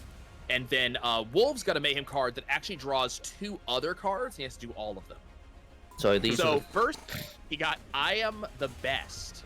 So success, it'll seem even better soon. Boast impressively about what you just did to learn a roleplay points. We're starting with that. So you actually, using your perception, as you came to the top of a dune, you were looking around to see if you could try to identify a little bit better about where the crashed ship might be, and you actually spot a column of smoke, and that finds the exact ship that you think you're looking for. So come on, boast about it. How are you bragging to everybody? So I'm gonna kind of look around and look at my fire team and be like, hey, you know what? I feel like I found something. I'm gonna look at Eric, and you know, Eric's the arrogant son of a bitch, and be like, no ship. There's no smoke. No, what's that great Eric but you found? Eric ignores you and keeps walking forward. And Kepler, while you 2 are talking, he's like, Kepler sniffed. Kepler punched in coordinates. So Kepler, you were able to actually smell not only the smoke and the actual kind of the humans that were on the ship. So you can confirm this is what you're looking for. Okay. So yeah, I'll continue basically my direct approach, just like, you know, pounding steps forward, just making way, making haste. So Wolves, as you're kind of completely ignored by Eric, that kind of frustrates you a little bit. You kind of start stomping after him in order to kind of like fuss at him. You actually lose your footing on your dune, and you kind of fall face first in the dune. And as you do, your weapon actually ends up slipping from its holster and plants barrel first into the sand. And anybody who knows guns knows this is a very, very bad thing. Unless you have an And, AK-47. yeah, unless it's AK-47. So you kind of pull yourself, you dust yourself, you pull your weapon up, and as you're looking at your weapon, you are absolutely convinced that sand has clogged this weapon beyond use. Like you aren't even safe to use it. So you can try occasionally to do a mechanic check to try to clear it out and convince yourself it's safe. If you don't, the only way you will fire this weapon is if another player successfully gives you a speech to convince you to use it. Can I still stab people? You can still stab people. Alright, You're cool, just not bet. willing to use your gun right now. What's the Oh, that's him. mechanical I thought check? you were talking about my gun. I was like... No, your gun is failure prone. He's just What's the mechanical check then? it's a target number 18. So if you want to try rolling mechanic and hit 18, problem is I'm pretty Alright. sure you're not expectant to that. So this is going to require a critical hit for you. I have one thing in it. Okay, you have 1. So you need a 6, a 6, and a 5. A 4, a 5, and a 2. So that Just is to a shoot. failure. Yeah. So yeah, you try to clear it. You try to, you stick your finger up into the barrel and try to pull out some sand, but you're just convinced nothing you're doing is gonna fix Gonna work. this. Fuck. Yeah, it's just I not kind of safe to fire see this him weapon. going, and I'm going to try to convince him that it works. Okay. I mean, you need to give a really good speech to convince him to fire this weapon right now. Well, right now? Well, no, I'm not gonna give him a speech yet. Yeah, you give a speech when it's actually like appropriate to use. Yeah, no, I'm just. Okay. Oh, I was gonna say, if you were trying to make me shoot myself, I'm so turning that gun and being like, "How comfortable are you on this?" Because Dude, I intern got a C, 9 inspire. I can inspire you to shoot. I'm gonna hold on to intern that C card is for the time right being. here. Okay, so we're going to we're gonna kind of move on as you guys keep marching. So Orlando, you put the gun back in your holster. You don't know what to do with it, but you at least have your knife. So as you guys keep marching, you crest the next dune. A couple kilometers later, and you can see that there is a ship crash down. There's smoke coming off of it, and you can tell there is someone at the ship. So I wanted to send my fire team in first, my chief officer, or my officer in training, sorry. I want to send him in and be like, I want you to go check this out. Take the other 2 with you. So let's talk about fire team actual orders that you can do, because we're going to need more than just... You can order them to use a skill, so that's one thing you can do. You can also order them more than that. So fire teams can be ordered to concentrate fire. So this is going to be a specific target you just want to deal damage to. So I want to use combat with my officer in training then. Well, we're getting there. Oh, right. So shoot the things. When it comes to combat, you can't just use the combat skill. You have to give a specific order. So concentrate fire completely skips the attack roll, and you just flat do the damage based on their damage roll. Cover fire specifically targets someone who is attacking you. They automatically inflict their damage if that hostile attacker does try to deal damage to you. So it's kind of like a reaction. It's still kind of cool. They'll still the hostile target will still attack you, but they'll take damage because they targeted you. What's like a survey in the situation? Yeah, you have stuff like you also have duck and cover, so the fire team can keep stuff off themselves. They cannot be damaged by ranged attacks, things like that. Could still be damaged by melee, so your fire team can be damaged. You can also give the screen order. While your team follows this order, the team can feasibly protect a certain target. The target gains +3 bonus to their defense and their dodge. Target can also ignore the first hit that they suffer in each round while your team screens them. But after that first hit, the target has to spend roleplay points for Blade of Meat. So this is specifically telling your fire team to take shots for you. You can use a Blade of Meat even if they're not screening, but this gives the defense bonus. Okay. But your fire team can only screen 1 character or object at a time. Now, the reason I mention this is because as you start to approach the ship, your other Mayhem card takes effect. The one that I couldn't use earlier. The Mayhem card is called A Bit Premature, something you've been planning get started early. What I mean by that is you guys are now under fire from shots coming from the ship. So, in this case, because of that card, I'm going to say that I actually am the one who spoke first. I'm going to go ahead and take my turn. You guys do have the ship. The ship is grounded. It is stuck in the sand. Looks like it's been here for a little bit, actually. This is not something that came down when you guys came down. There's kind of sand in some of the intake ports, stuff like that. And there actually looks like 9 different people taking cover around the ship. Looks like they were waiting for you. And they're actually firing at you guys, Okay. Right now. What would I can't remember what the I think I'm gonna have my crew duck and cover first, and just to sort of. I'm get gonna go their duck, bearings. and I'm gonna have crew with me. I can't remember what the Okay. one. Go through it. It wasn't duck and cover. What were the other ones? Concentrate fire, cover yeah. fire, duck Screen, and cover, duck and and then cover. screen. Yeah. Concentrate fire on the ship. Itself? Wherever I can see the shots coming from, I want to try and have the team shoot in that area to try and disable the gun. Well, it's not like a mounted gun. These are actually individual people who are shooting at you with rifles. Oh, okay. Are they out of the ship then? They're out of the ship. They're taking cover behind things like engines and such, but they're out of the ship. Okay, I guess then we will screen. Okay, who are you screening? Me. Are they screening you? Or are they? Okay, cool. So, wolves, they're screening you. So you have +3 to your defense at this time, and also your dodge skill that is separate. But you have +3 defense and also +3 to dodge if you happen to use it. Gnomes, what were you guys doing? We're duck and covering because we're in the tail end of the group. Okay, so your team's gonna duck and cover. So they're gonna kind of protect themselves as best they're able to. And then Rusty, what did your team do? I'm gonna give you guys each the reaction, but then the enemy team's gonna take their turn.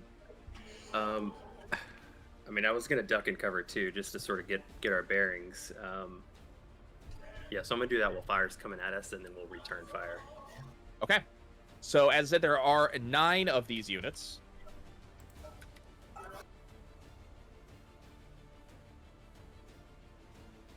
Okay. So the units seem to be somewhat professional. You can see that their trigger discipline's not Don't give amazing, them and ideas, Cloud. their aiming is not amazing. But they are kind of targeting each of you specifically because they seem to have picked you guys out as the as the commanders. So we're gonna resolve each of these in turns. We're starting with gnomes. Gnomes, I have an 18, a 19, and 11 coming at you. Do any of those exceed your defense score? I mean, all 19, an 11, and an 18.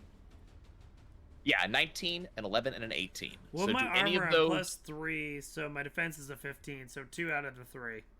So 2 out of 3 of those succeed. Okay. Do I get bonuses because I ducked and cover, or?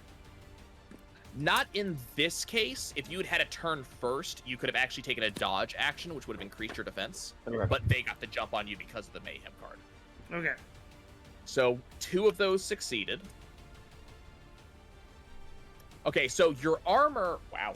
Your armor should have had damage mitigation on it. What was the damage reduction on it?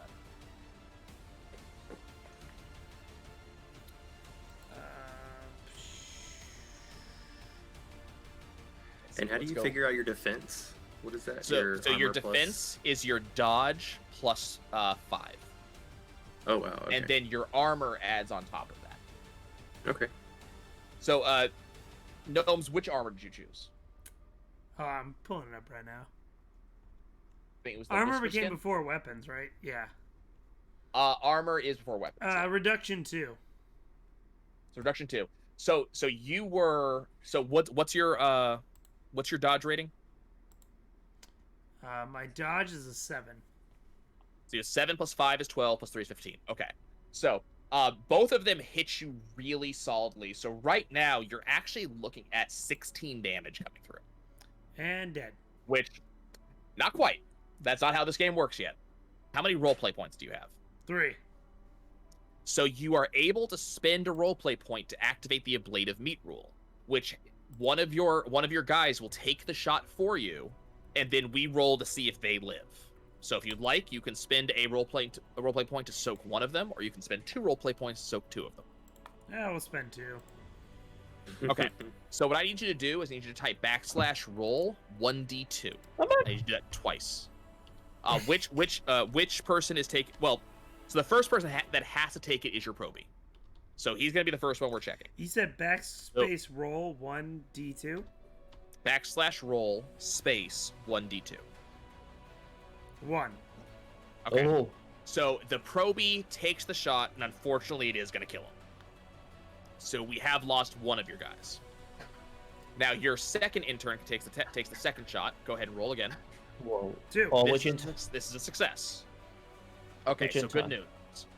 So who took the second one? Was it intern A or intern C? Intern C. Intern C. Awesome. So under your third tab, under your kind of newspaper tab, you're going to see under handouts, you'll see company roster. Mm-hmm. So under company roster, under name of fired team member, now would be a great time to give this person a name because they may take over as your new character in the future. So give them a name, put down how many times they have survived a blade of meat, so that's 1, and then put your name on it so we know they belong to you. Oh, why didn't And then I under put his memorial name? roster, hit edit at the top. Oh, it has it like would be open. name up top, but it didn't put. Oh, it changed the fucking name on this whole file. Yeah, we'll just fix it later. We'll get back to the game. Fix it later. Okay, as long as we know, it's important that we know. Okay, Charlie. Yeah. Okay, so you end up taking no damage because 2 of your people died in front of the bullets for you. Well, 1 died. Right, one of them died, the other one took the bullet but didn't die. You took no damage. Okay, so the next shots are going at wolves. So wolves, you have a 13, a 15, and a 16 coming at you. Do any of those exceed your armor? No, intern A is okay. Yeah, Vanis. The intern A is fine. Intern C took a flesh wound. What did I have? And intern B died. So incoming is 13, 15, 16. So I have a 14 defense and +3 with my armor, so that gives me 17. So what's your dodge rating? My dodge rating is 9. So your dodge rating is 9, +5 is 14, +3 from your armor is 17. And then what was the order on your units? They were to cover. No, Screen. screen. Yep, that's the word. Were I they was gonna say screening you? shit. Okay, so that's an extra 3. So your defense is actually 20. So all of those shots miss you. Fantastic. Nice. Can we fire So good back? stuff there. Not yet. It's not your turn Okay. yet. It will be in a second. But So now we get over to Kepler. So Kepler, you have incoming 14, 18, and 19. Okay, the 18 and 19. Well, so my defense is a 16. I am ducking and covering with my fire team. So I'm So not sure what ducking that gives covering me. is just for the fire team itself. That doesn't affect you. Okay. Yeah, so So- 16 defense. 16? So Okay, the 16's two- not bad. So two we are got gonna 2 come coming through. in. We're going to talk about what you guys get to do in just a second. So we got 2 coming in. What is the damage reduction on your armor? Oh yeah, so I have DR6 laser, plasma, and electric something. And then DR3 other. Let's see. Does it say what these guys are firing? Yeah, assume they're plasma somethings. The Maybe not. looks like these guys are actually standard weapons. They're bullet weapons. Does it say anything about ballistic? It just says D3 other, so that's everything. I think it was D3 everything Okay, else. so D3 is what we're talking about No, in his this name's case. Charlie Wolf. So so you have Yeah. 4 and 7 damage coming in, so 11 total coming in. So if you can survive that, you could take the damage. You can spend roleplay points to a blade of meat. So how do you what figure would that you real like to do? quick? So I had the 16 defense, and then you See, said The that defense. So 2 attacks got through the defense. So that's just Yep. do they hit. And then I rolled. You guys don't see it because I have it as a secret roll, but I'll do them in public for this time for the future. But I rolled a 7 and a 10. Your damage reduction is 3, so that results in 4 damage and 7 I damage. see. from each shot. I got it. Okay. I will. I will take the 4. Okay, so 4 damage coming. So 4 so damage to you. that's So your health goes down by me. 4. And then the 7, my infantryman, he might have to take one for the team. He got a little too close to fire. Okay. So So- how do I resolve? Okay, so that? we're gonna roll this for you. Okay. So we're rolling a 1d2. 1 is death, 2 is survival. Unfortunately, he died. So all Alright. this means is that your infantry died. So we're going to memorial roster. Go to Charlie roster. So this is for Rusty. That's not the Charlie Grunt. roster's the ones who survived. Yeah, Charlie survived. Oh, No, that should be the that's not the Charlie roster. That's the company roster. Hold on. the old Charlie roster. The name you see at the top, that name is the name of the handout. Gotcha. That's the company roster. The name of the fire team member. Charlie's the one that survived so far. Officer So Eric. Rusty, your infantry grunt died. An On intern B died. 2 intern Bs died. No, one's just back on the ship. We may eventually see him again, but now intern B actually died. Okay. So right now, so your infantry, the one you named, okay, you actually had a name for him. So Major Tom died. Ground control Oh. to Major Rest, Tom. rest in peace, Major Tom. He didn't make it long. Team so proud of you. His first little battle fight. So your new guy is a probie with no skills. And so, So I'll you just guys- replace that on my fire team. Yeah, I took care of that to make sure you didn't Okay, have to. perfect. Thank you. But yeah, so what this ends up meaning for you guys is for those of you who actually lost a unit, You guys do have a team kind of coming back behind you with extra supplies and stuff like that, so you'll be able to replace your units. But yeah, so that's that round resolved. That takes care of that mayhem card. So now we get to go to the top of the round. Who wants to go first? I'm gonna go first, and Okay, so you get 2 actions total. So you can move, you can take an action yourself, or you can order your fire team to move, or order your fire team to take an action. well, so you my get first any action combination of is 2. going to be cover. I'm gonna take cover. So I'm Okay. behind a sand dune or something. So that is a dodge action, is what you're looking for. Okay. So in this case, what you're going to do is you're actually going to roll your dodge skill. Let me get the exact rules and how this works. So the first thing you're going to do is you're going to roll your dodge skill. This is basically you dodging out of the way, predicting incoming damage, things like that. So I got a 20, a 16. Oh no, sorry, 23. So, okay, so the way this works is that since this result is higher than your defense score, this is now your temporary defense score for this round. Okay, cool. So your current defense is 23 for until your next turn. Sweet. And then the next one I'm gonna be like, Beetlejuice. Make sure you fire onto their position as fast as you can. Is that inspiring? Okay, so are you trying to inspire? Or are you just trying to give him like orders as a free I'm action? trying to What are you trying inspire him. I'm like, Beetlejuice, you can shoot Okay. that guy. I believe in you. So inspire. 18 Okay, let's see. with a mayhem. See how this actually works here. Okay, so you're trying to inspire him in order to get him to actually use his gun. Is that the idea? Okay, so Beetlejuice, I need a contested roll. I need your. Let's do your engineering. Let's see if he can get you. If he can convince you. Okay. Okay, so he does successfully convince you to use the weapon. Huzzah! I will take shots. Okay, well, it's not quite your turn yet. We do have to mayhem up because that was a mayhem. Dude, every roll I've Oh, got Eric, is a did you? mayhem. So gnome, what'd you find? So keep in mind, you do have to be inspired every time you take a shot until you succeed on this mechanical. So this is not gone. It's just here for now. So what did you get? So I can shoot still. though, I with got that? a grunt that died. turn. Oh my god. Why'd you move? Holy I I was can reading see it. why you switched sides. A grunt that died as a blade of meat actually survived and joined the enemy. If this strains the fabric of reality too greatly, it can be the grunt's significant other or evil twin instead. Oh my So- god. As you're ordering, you might glance over, and it looks like your intern B didn't actually die like you thought. He like lifts his head and he's "Screw you, sir," and pulls up his gun and starts aiming it at you. Beetlejuice wants to take aim and shoot at Grunt at intern B.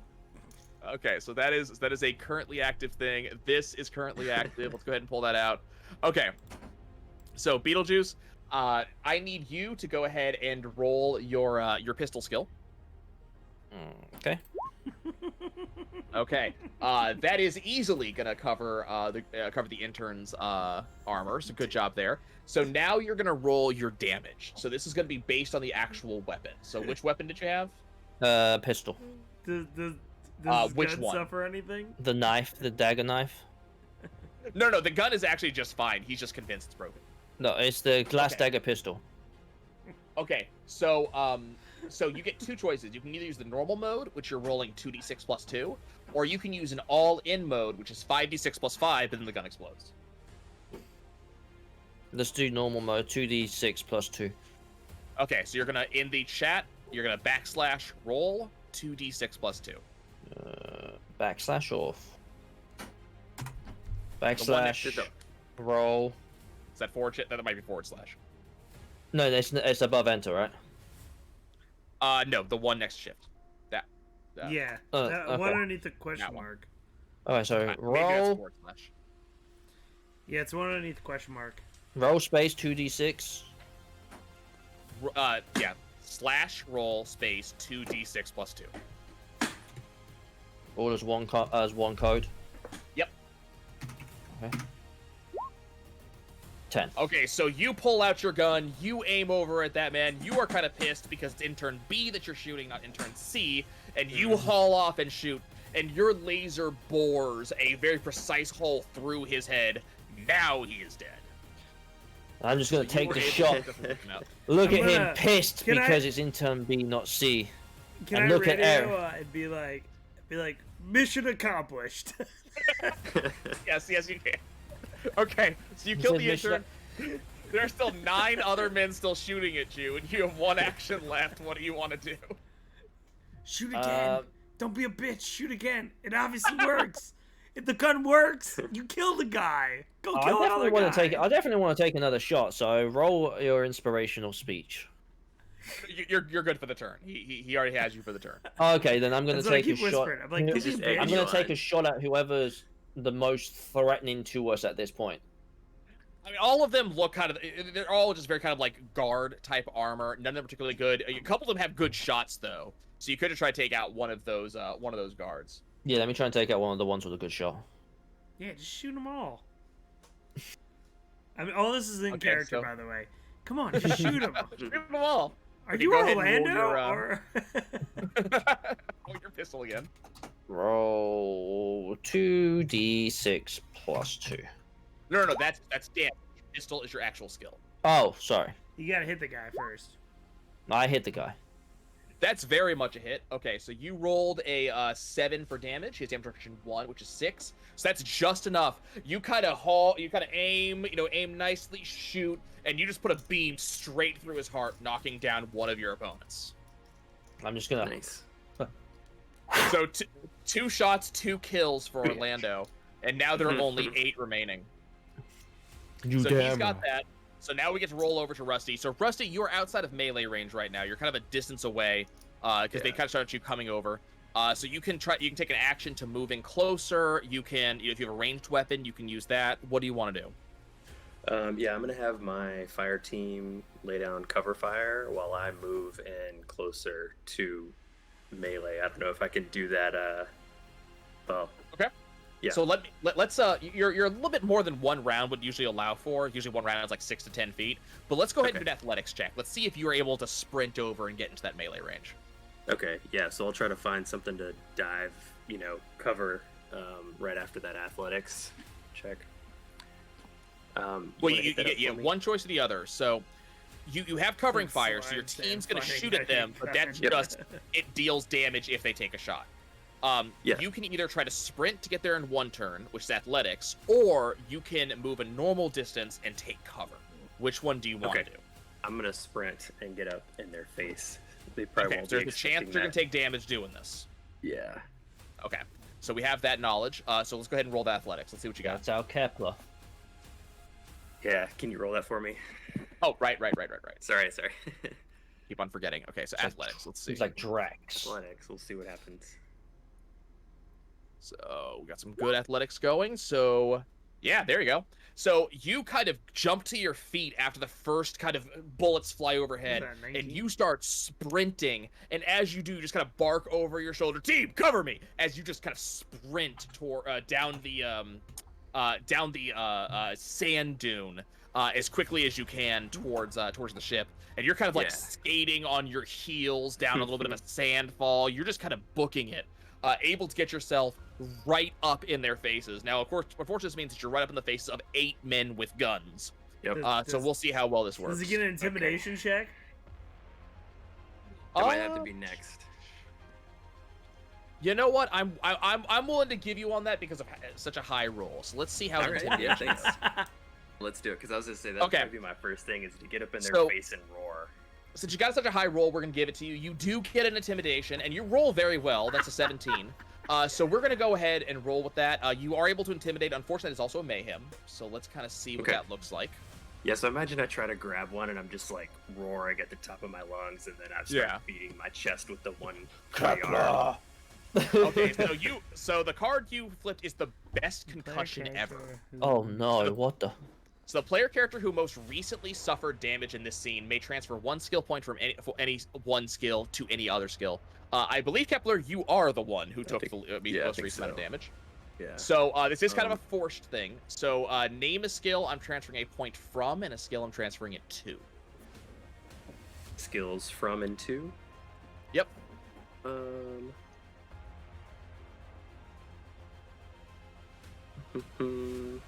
Let's take one for medicine and put it in pistols.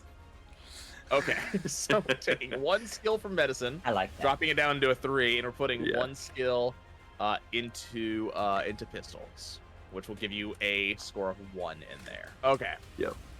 So we got that. Okay. So Kepler, you run up, you kind of you growl as you pull out your weapon, getting on their faces, and you can actually see some of them reel back. You know, super intimidated by the fact that you're right up close in their faces. That's actually going to cause 2 of the guys that would otherwise be attacking to not attack. You guys have killed 1, 2 are not attacking this turn, which means there are 5 attacking. 2 of them that are right up close to Virtual are going to attack at Kepler because you happen to be right there. I think so- Rusty muted himself. Oh, he might have. Okay, Yeah, he I'm might have sorry. clicked on it. Okay, so I've got a 14 and a 12 on you. Do either of those pass your armor?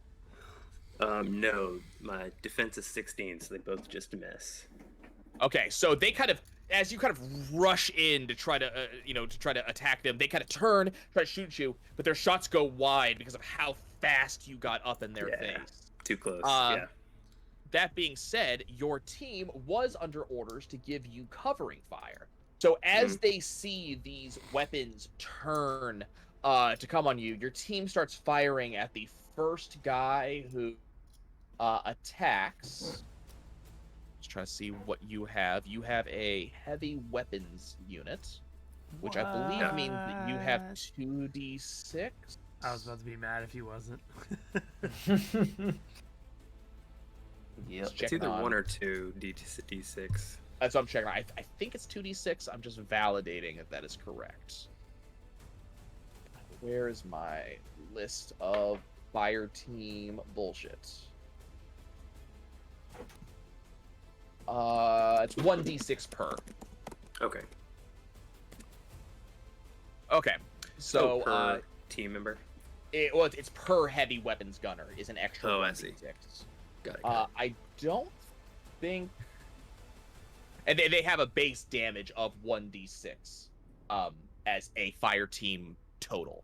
So you are Okay. rolling 2d6 total. Okay.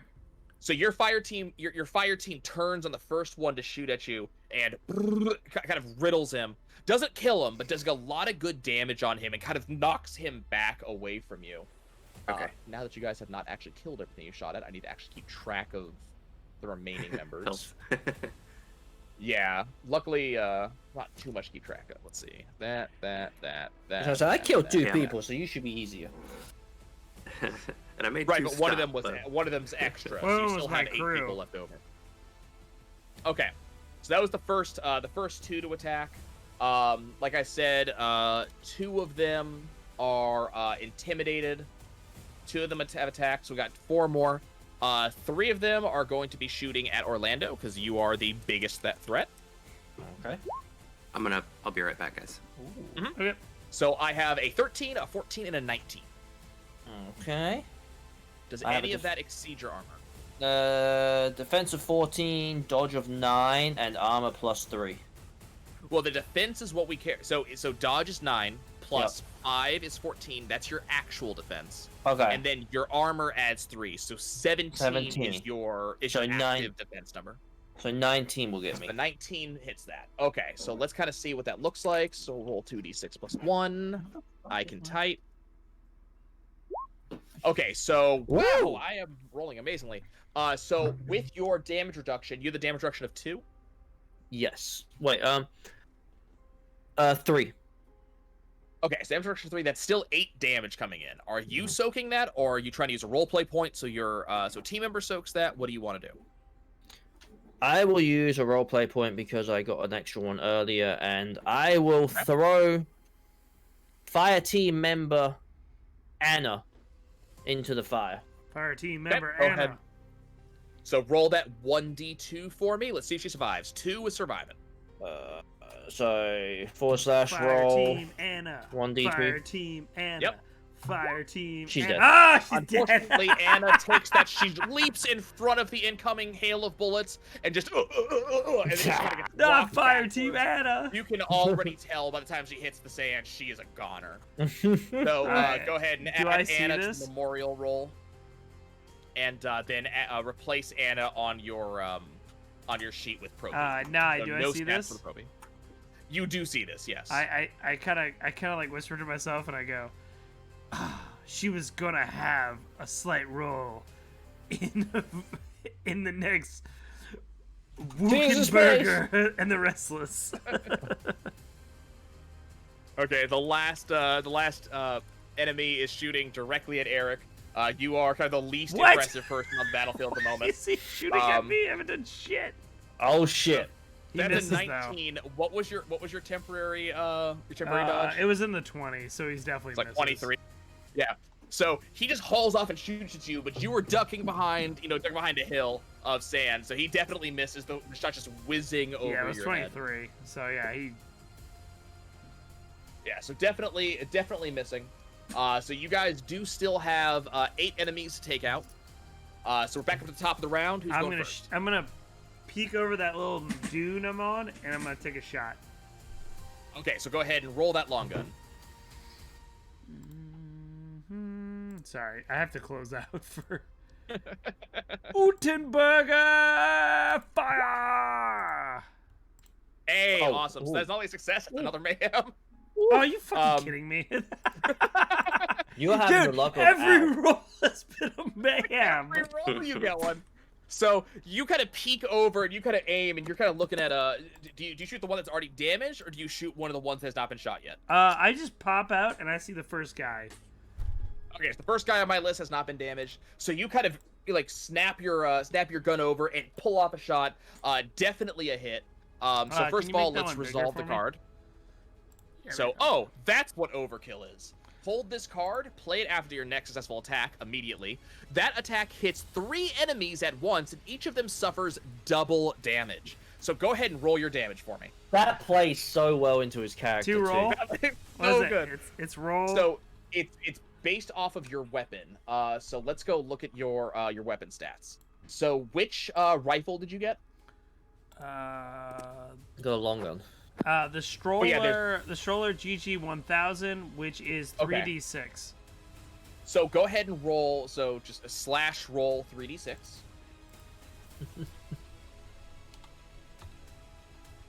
I told you, not all of these are bad cards. Okay, 10. so you pop over the hill and you kind of snap your gun in, you aim and you fire, and all of a sudden you notice that you lined was- 3 of them up perfectly who are getting ready to shoot back at you guys. And you're let's see. So you have a gun foam bullet. So your bullet fires in, and once it hits the first target, the bullet explodes out into foam into a cone that hits every enemy behind it, not only popping the head of your first target, but blasting the heads of the 2 targets behind him. Oh. Just all of them sniped out with 1 shot off of you. And then I'm gonna go for cover. Now, yeah, well, unfortunately, after playing this card, you must spend 1 action to reload your weapon. So that was your first action this turn, so that is your only action this turn. Still, so you got 3 enemies by yourself. How many's left now? We still have 5. 5 enemies, 1 who's been damaged. So definitely a Okay. good shot. Okay, so that's Gnomes. That's Eric took his shot. So Rusty. Yep, I'm gonna Wolves, jump who's in. next? I'm gonna jump Okay. in. So I'm Well, in Russ, the what are you middle of doing? like 4 or 5 guys, right? I'm like in their face. So I'm going to. Let me check one thing real quick. I need to check. So I know Eric's got huge levels of Inspire. Mm-hmm. I'm just gonna see. Do either of the 2 of you have Inspire? I have 3 on Orlando, mine. you have 3, Uh-huh. and I don't have none. any on my Okay, skill sheet. and none on yeah. Rusty. Okay. The reason why I ask is that Inspire's main effect. Number 1, you can inspire people to do things. Number 2, you can give a temporary skill to your fire teams. There's some things you can give them from a certain number of turns to get bonuses. But Inspire's other thing is that it actually gives orders for multiple turns. Rusty has no Inspire, so his orders are only for the turn he actually gives it on. However, because let's see, Inspire is a social skill. But because you guys actually have Inspire, your orders last for a short period of time. So you don't have to use your action for your fire Every team. single turn. That's right. cool. Okay. So yeah. this is to allow the fire teams to become a bit of a bigger deal. Let's see. So my fire team's still covering me, basically. Yep, I'm just double checking the exact rule on this one. When you issue orders to your fire team, they follow those orders for the number of rounds equal to your ranks in this skill. So Eric has not given any fire team orders at this time, so his is just not doing anything at the moment. Orlando, you gave your last orders were to cover. So your fire team is still hunkered down, covering themselves at this time. So just be aware, you can use this to kind of basically get extra turns out of your fire team. Okay. So, unfortunately, Orlando, you were not given an inspiring speech, so your weapon is you're still kind of gun shy on it. So, what do you want to do on your turn? Well, if I'm still kind of gun shy and I haven't had a speech, how far away am I from the Said that threats half right now? This was one also. So you're between 12 and 20 feet away. Glad So you're that's doing it, Cloud. either one full action of movement or one full round of movement or two separate actions to get into melee range. So let's do one of movement to get into melee range. But so that's either your entire turn, so both actions. You're basically sprinting like I did. Yeah, it's like a sprint to get in. So do you want to sprint to get in, which leaves you open? Do you want to take one action and move forward about 6 to 10 feet? That's a good question. The orders to shoot to Orlando from Eric can still be active. I think in this case it's once per turn on that because this is a mayhem card. If it wasn't a mayhem card, I'd say yes, you'd still be under orders. But he's still got it's a mayhem card, so I don't think that lasts. He kind of fired up your blood, but it kind of phases after your shots. Since I did such an awesome shot, can we flip a coin to see if it lasts? Sure, let's do that. So go ahead and roll that 1d2, and we'll see if the orders last. Because I feel like Orlando would want to show me up. It's definitely possible. Let's see. 1d2, right? Yep, that's basically flipping a coin. On a 2, you're successful. Oh no! Oh yeah. So, Orlando, you did get your shots off. You were pretty excited about the fact that you kill people, and then you went, wait a shit, this thing's still full of sand. That's terrible. And you quickly put it away. You're kind of scared of the gun because you think it'll explode. Alright, then in that case, I'm going to spend my whole turn charging towards them with my spear, getting into melee range. Okay, so Orlando's sprinting in with the spear, trying to get into melee range. I'm going old school. So already in melee range is Kepler. So Kepler, what are you doing? Yeah, I've got how many guys? Two to four guys right around me? There are still 5 enemies around you. One is bloodied. Yep. The other ones are kind of still there. 2 of them were kind of intimidated by your presence as you got in, but they're getting ready to attack now. Okay, so one of them that is stunned, I'm going to swing my tree trunk arm towards his chest to knock him out, like clothesline him. So are you trying to deal damage, or are you trying to knock him down?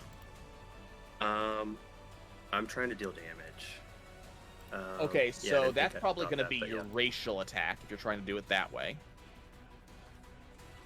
Let's see. So I believe that's based off athletics. Yeah. Well, I have a bite attack, so I was going to use that too. So one, I was just going to slam fist him with my tree trunk arm, and then I was going to bite the dude that's bloodied in front of me. That was my plan. Okay, let me just double check. So it's just going to be a melee, and then a bite. Okay, let's see. You're right, the bite is athletics. So the bite's flat athletics. So that's just an attack. So basically, so we can do that. The question is, what if you can attack twice? Oh, you absolutely can. So we can do 2 attacks. Is that what we're trying to do? Is what I'm trying to figure out. Are we just trying to do 2 attacks? Or are we trying to knock someone down? 2 attacks. I'm gonna punch one that's uninjured, and then I'm gonna bite the one that's bloodied in front of me that got shot up by my fire team. Okay, so a melee attack doesn't have. So the melee attack doesn't get the bite damage bonus. Right. Yeah, that's fine. Do you have a melee weapon? You do. You have your knife. Yes, I have that knife. I was thinking he just had a big sort of mechanics wrench, just this oversized, just melee pipe wrench type thing.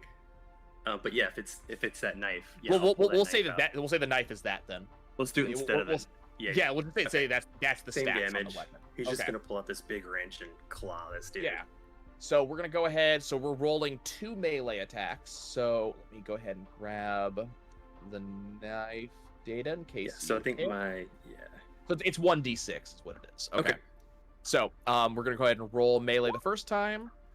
That is easily a success. So yeah, you haul off with this giant wrench and you just kind of swing it around and slam it into this guy's head. So we're gonna be rolling 1d6. So you get 5 damage on this. This was the bloodied guy, the one that already taken damage. Mhm. So you just slam it in and you just cave in his head with that attack. So you definitely took Yeah. that one down. We're gonna go ahead and do a second melee attack on the second guy. That is also a hit, and that is a mayhem. So we'll do that in a second. And then athletics is your damage on the bite, which is easily enough to take him out. So then you just lean in and you just open your jaws and clamp down this guy's face and basically just shear off his face with your jaws. Mhm. Just pull back, Oh no! instantly taking him down too. Now the question is, what was the mayhem effect? The question is why did he rip off his face? And did he put it on his face? I'm Not yet. I'm not probably having a little that- snack. Okay, so what do we get Oh, here? jerky. So we Oh, that's a got good one. light at the end of the tunnel. The game chief offers a clue to help with the current mission, and you also gain 1 point in the skill you just used. So we'll Face resolve ripping. that in a second. Yeah, face ripping you got a skill in. So Athletics, we're gonna nice. so Good that skill was to have. melee. Or athletics. I'll give you the choice, melee or athletics. That's face I'm ripping is maxed out on definitely a melee. resume Let's- builder.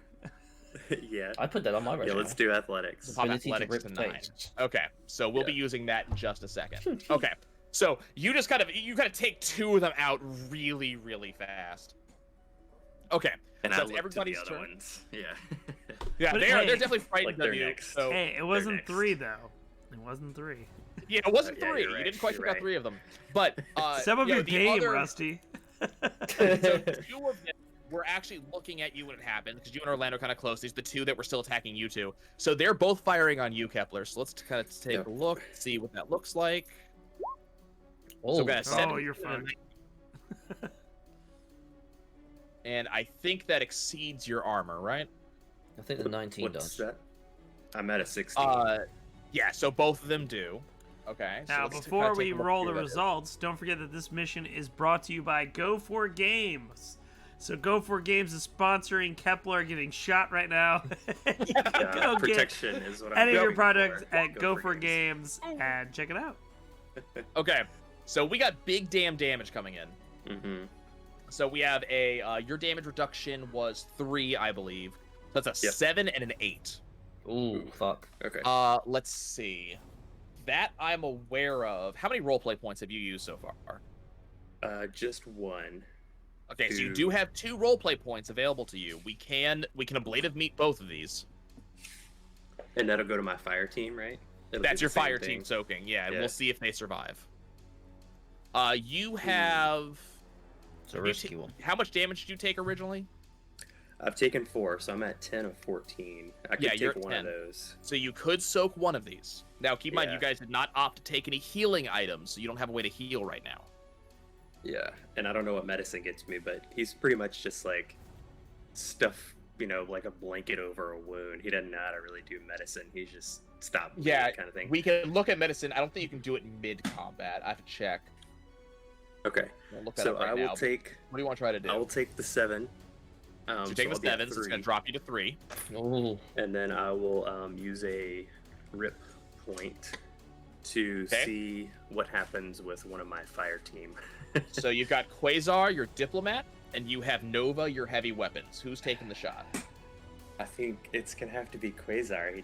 He was Not getting the a little too diplomat, no. close. He's getting a little too close. He saw me just running in, and he came in too close to try to protect me. So, I know. Okay, so we'll so- see what happens. It's so So the, much more useful so the than you diplomat told me. kind of rushes forwards. He sees the gun, getting a bead on you. It kind of steps in Yeah. front of the bullet, and you see him get knocked back as the bullet hits. Another death, unfortunately. Shit. Oh man. All right. our luck with these deaths has not been particularly solid. I'm not gonna lie. Or very so we- solid. I mean, We've had a lot of deaths. It's fantastic. So we unfortunately just lost Quasar. So you will have another Proby available for you. Damn, Rusty. But you No. didn't Killing die, your which team is kind of off. the I important thing. didn't die. I'm close. So you have one roleplay point left over. Okay. Okay. So that's the first two. The third one wasn't paying attention to Rusty at the time, so he's still shooting up at Eric. Why the fuck are you shooting at me? Well, you did just kill 3 people. In one shot. Yeah. So that's a 12. I'm pretty sure that misses your Yeah, it's gonna armor. miss. I So think my he armor's shoots like at you 15. a little bit in a panic because you just killed 3 people with one shot. You're being a bit of a badass. So his shots go straight over your head. I mean, when am I not Okay. a badass? There I was you go, in yeah. fucking Wolfenburgos and the Restless, alright? And Fast and the Furious 987, alright? Okay, so that's we're back to the top of the round. Who's going first? I'm going first, taking a shot at that dude who shot at me. Fuck that guy. Okay, show me that long gun. Show me long gun. Oh, it's shown. So that is enough. That is also a mayhem card. Burn. My God. Can I have Okay, one let's- fucking roll without a mayhem card? No. Oh, you like the mayhem cards though. Have you seen the good stuff you've gotten off of that? You killed 3 I got people with a one. mayhem I card. got one good stuff. All right, let's see what this card is. Okay, let's see what this one is. I'm gonna need you. Oh, it's a green one, so it's good. Okay, let's go ahead and I drag it got onto no the, such onto the thing as table. overkill again. Okay, let's see what you got. No such thing as overkill. Hold this card. You may play it later to inflict double damage or to gain a +5 with a future roll of your choice. So go ahead and right-click that, and then click on Take. Which one's take? The green? So right-click on the card on No Such Thing as Overkill, and then you'll see Yeah. the Take card. So you get to use that at your discretion whenever you're ready for it. All right, and then I can roll, Yeah, roll damage. and that was 2d. What was that? It's a very good question. You'll want to write this down on your I got On on my your, sheet. It's just like I hate because Discord immediately stops. Yeah, showing, yeah. And I'm like, be 3d6. cool. Yeah, 3d6 I got. 9. Mm. Oh, I'm doing reload things wrong. Okay. So definitely enough to just pound through his chest, leaving a big smoking hole in his chest. Definitely took one out. However, you did roll a 1 on one of your die, so your gun does need to reload. I'm gonna dodge though. Well, you got to make a choice. You can either take an action to reload or an action to dodge. Which one do you want to do? Action dodge. Gimler can kill the rest. I've done Okay, my go ahead and roll your dodge skill. That's Okay, going to so you're be- starting with 19. Yep. So 19 is definitely higher than the 17. So you have a temporary dodge skill of 19. Okay. Okay, so 2 of them are left. Who wants to go I- next? I'm going to stab a bitch. I'm in range. Okay, Orlando's in range. He gonna stab a bitch. Go ahead and roll that melee, I believe. Yep. Oh, yep. I'm stabbing a bitch. 19. Yep, that looks like that's enough. Go ahead and roll your spear damage. So my spear damage is melee plus a 1d6. Ooh. Okay. I mean, you So dealt 1 10. damage. So is it 10? Let's see. Well, it's not 10. It's the damage of the actual weapon. So you don't get the bonus to the damage. So I don't get the, bonus to the spear. the melee plus 1d6. So on your, yeah, so that 9 ranks is for your actual attack itself. It's not for the damage of the weapon. Oh, okay. So your weapon on the wrong, look for the actual weapon chart here, so I can grab the exact thing on that spear. So on the actual weapon thing, we should see you're using heavy weapons. Here's melee weapons. So you're using the spear. So the Mhm. spear is no, never mind. I take it back. The spear is melee plus 1d6. So I believe what you do. I might have to go double check this. That was. I think it's your Orlando. melee ranks, so I think it's 9 plus 1. Yeah, you're right. So it is. So it's 10. No, it was like, well, I got all the red cards out of the deck. On They're the all space station. I did force a shuffle too. So, so yeah, you just kind of shove one in and you spit him like a boar, and he just kind of looks down and looks at the spear in his chest, and you just kind of see the light leaving his eyes. Give him a Sparta kick off of my spear so I can stab someone else. So that leaves one left, and at about this time though, the last one says, "Wait! I can surrender! I surrender! I'm gonna help you!" And offers to help you guys if you spare him. I take my shot. I was gonna say I've got my spear. I'm about to just turn, stab a motherfucker in the head. I mean, this is up to you guys. You can kill him or you can accept his help. It's up Who's to the you. closest It in is- range to him? It is Rusty's turn though. Is this the last guy? I thought I had still last guys guy. in front of me. Oh, okay. Oh no, yeah, the two of them just killed the other two. This is the last guy alive. Yeah. Well, don't I have wow, one more okay. action? No, actually, you do have another action. That's right. That is your only action you've taken so far. You didn't move. Yeah, so it's up to you. You can kill him. You can try to question him. Yeah, one Well, I action. think if he's in front of me, I don't know. I mean, we can play this out, but I think my first thing would just be to grab his neck with my giant I was tree gonna trunk say, yeah, I'm arm just gonna stab him. and basically, just Well, hold wait. him, You can torture grapple him. Well, You yeah, have so Orlando wants to try to stab Rusty. If you want to try to contest, we can do a contested roll. Now, my question is this: so Can I do an If I in- inspire? if I intimidate him, and my specialty is torture, can I capture him? Well, he's surrendering, so he is already captured. Yes, Okay, I'm so just I can- grabbing him. So I want to intimidate him, then I want to stab him in the knee. Okay. Because my Um, specialty is torture. Why are you stabbing him in the knee? Then he can't walk with us. My specialty is torture. Yeah, I have to stab him in the torture. arm. He doesn't walk on his arm. That's just crude, man. Yeah, now we gotta carry him around. Yeah, we Fine, gotta carry him. Fine, you know Stab what? him- Then? Fine, you guys win. I'll stab him directly in his elbow so it goes right through his arm so he can't bend his shoot around. Thank How about you. that? At least You're he can welcome. walk with a fucked up arm. He can't walk So- with a fucked up knee. I guess go ahead and roll your intimidate. By the way, this is all in game. That was a good intimidate. That was Yeah, Yeah, I mean, we're looking stabbed around at him in the bodies arm. and looking That's at him. So Fucking you take your spear and you stab it in his arm, and your spear just goes right through. So there's like this, there's like O of flesh holding his arm together, and he goes, "Ah, god damn it! Why'd you do that? I was gonna tell you everything anyways." Ah! Well, now you're going to tell us regardless, because if not, that spear's going somewhere else.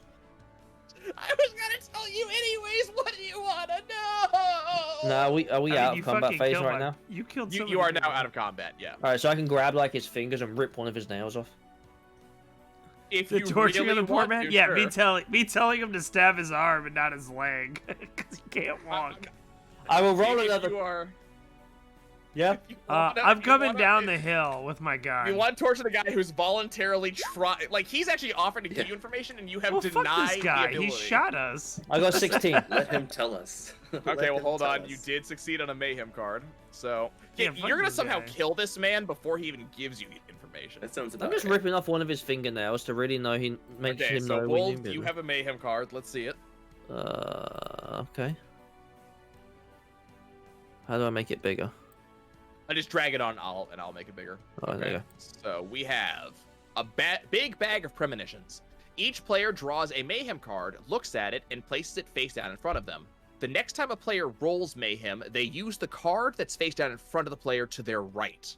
After that, all face down mayhem cards are discarded. Okay. So everybody gets one.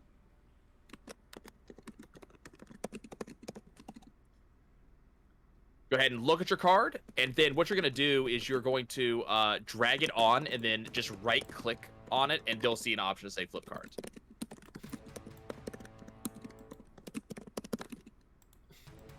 Okay, so here's mine. So this is Wolves' card.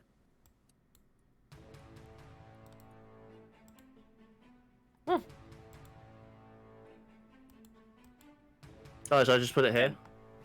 And Rusty... crap, Rusty, I have to have you actually give that to me. Keep on forgetting. We got to Shit. figure out a way to fix this. I do stuff. let it go. Yeah, just let it go. Because I'm gonna place it. The net opener. Okay. So the next time Mayhem cards get used, it's gonna be for these. Okay. Okay. So. Yeah. So you just kind of reach out and grab one of his nails and kind of pull on it and kind of rip his nail off. What do you want to know? I want to tell you, please. I get down there and I kind of like pull Orlando back, and I go, well, that depends. What information do you have? Because there's a big ass bounty. And 2 of my men are dead, so you kind of have to equal that. I know where she is. I know where Gustav is. The And 2 of bounty. mine. Who the fuck is Gustafi? And I'm gonna do Inspire, and I'm gonna be like, look, you can join our crew if you lead us to this big ass bounty. And I'm gonna inspire him to tell us. I swear you guys are trying so hard to not get this information. I swear to God. Go ahead and inspire. Oh, he's inspiring. Okay, so first of all, Mayhem. yep, Are you fucking So, kidding me? I got another one. yep. Okay, so you get mine because I'm the player to your right. Okay. Oh shit. There's a bullet with your name on it. Show this card to everyone, then hang on to it. The next time you're hit in combat, you suffer double damage. If you invoke a blade of meat for that hit, that grunt automatically dies. Wow. So that's for me. Nope, that's for gnomes. Okay, sweet. Dude, So- I've gotten He's every okay with freaking that. Mayhem card. So you He's can see okay with that. the guy's kind of hyperventilating. He was like, I don't know if I want to join you, but she's just in the city. Nelson and Lee, the big city on here. You just have to go there and you can find her. Just go. How All far? right, well, you How lead far us is the to her. city? I don't know what she looks like. He looks very unsure about this because let's face it, he surrendered and your immediate first action was to torture him. So when Eric inspired him, is Orlando inspired as well? No, because Yeah. you have to be. It's specifically to tell you to use the weapon. I'm gonna tell him. I'm gonna be like, look, man. I will pay for your medical expenses to get your arm back if you lead us to it. You don't have to join us, and you can have. I will give you a part of the bounty if you lead us directly to her and get us in. And I'm gonna hop in and say, tell us first, then show. And I'm gonna inspire. Okay, so he ends up taking a deep breath. And he's like, "Okay, I'll show you. You're not gonna like it." And then he points nearby. There's actually a kind of like a pseudo hovercraft nearby, a kind of an aerial vehicle. And he points and says, "We need to take that, or you're not gonna make it in time."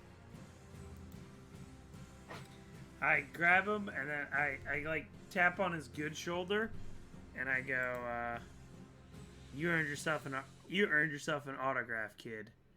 And I snap my fingers, and immediately, who's alive? Charlie. Charlie immediately hands him an autograph photo of Fast and Furious 997 of me to him. So he's kind of holding his arm that doesn't work in one hand, and his arm that doesn't work just kind of hanging there, and he kind of looks down and looks up. I don't know where to put that. So can Charlie, I grab my fold it up spear? and put it in his back pocket. I want to grab my Folds it spear up and puts yank it out of his back arm. pocket. And he just outright screams as you yank it out. All right, awesome. And then I want to take the picture from his pocket and put it over his open wound and put his hand on top of it so it's holding it and be like, here, save that one for later. I'm gonna lean over to Eric's intern and ask if I can get one of those pictures as well. While Eric's not looking, just gonna be like, hey, can I get one of these? So the guy almost passes out, but he does kind of make his way over to the hovercraft and he starts it up. Seems to be waiting for y'all. It'd be a shame if Eric was to inspire me right now to make sure he doesn't ever speak of this. No, we need him to lead to the person. I want to look at intern C. No, we need this guy because he's gonna lead us directly to that person. That's Is he why driving? That's why I inspired him. I didn't want him to just be like going to town. I don't know what this person Are we looks driving like. or is he driving? We're driving. He's driving. He's driving. But I'll He make actually sure knows where to doesn't do go. anything Crazy. Yeah, so he's I'll gonna make sure lead he us doesn't to do the anything. person. That's why. I want He has one arm. I mean, he's waiting for you guys to get into. Oh, the well, crash. I'm He definitely seems to be- following I'm him getting into in, there. Well, we'll get into the car with him. Okay, so And quick question while we're on this ride, Yep. health-wise, I'm pretty Okay, hurt. so- I don't know if there's anything to do about that between so now you and... can make a field-based medicine check. Okay. The person who has to heal is going to be rolling against a 15. Okay, I have And, I have medicine rank 2 with first aid. So first aid is useful for this. This actually is a first aid. You're rolling against a 15. Any numbers you get over 15 is how much you heal by. Okay, so I just roll. Oh, wow. Yeah, so just go ahead and roll a medicine check.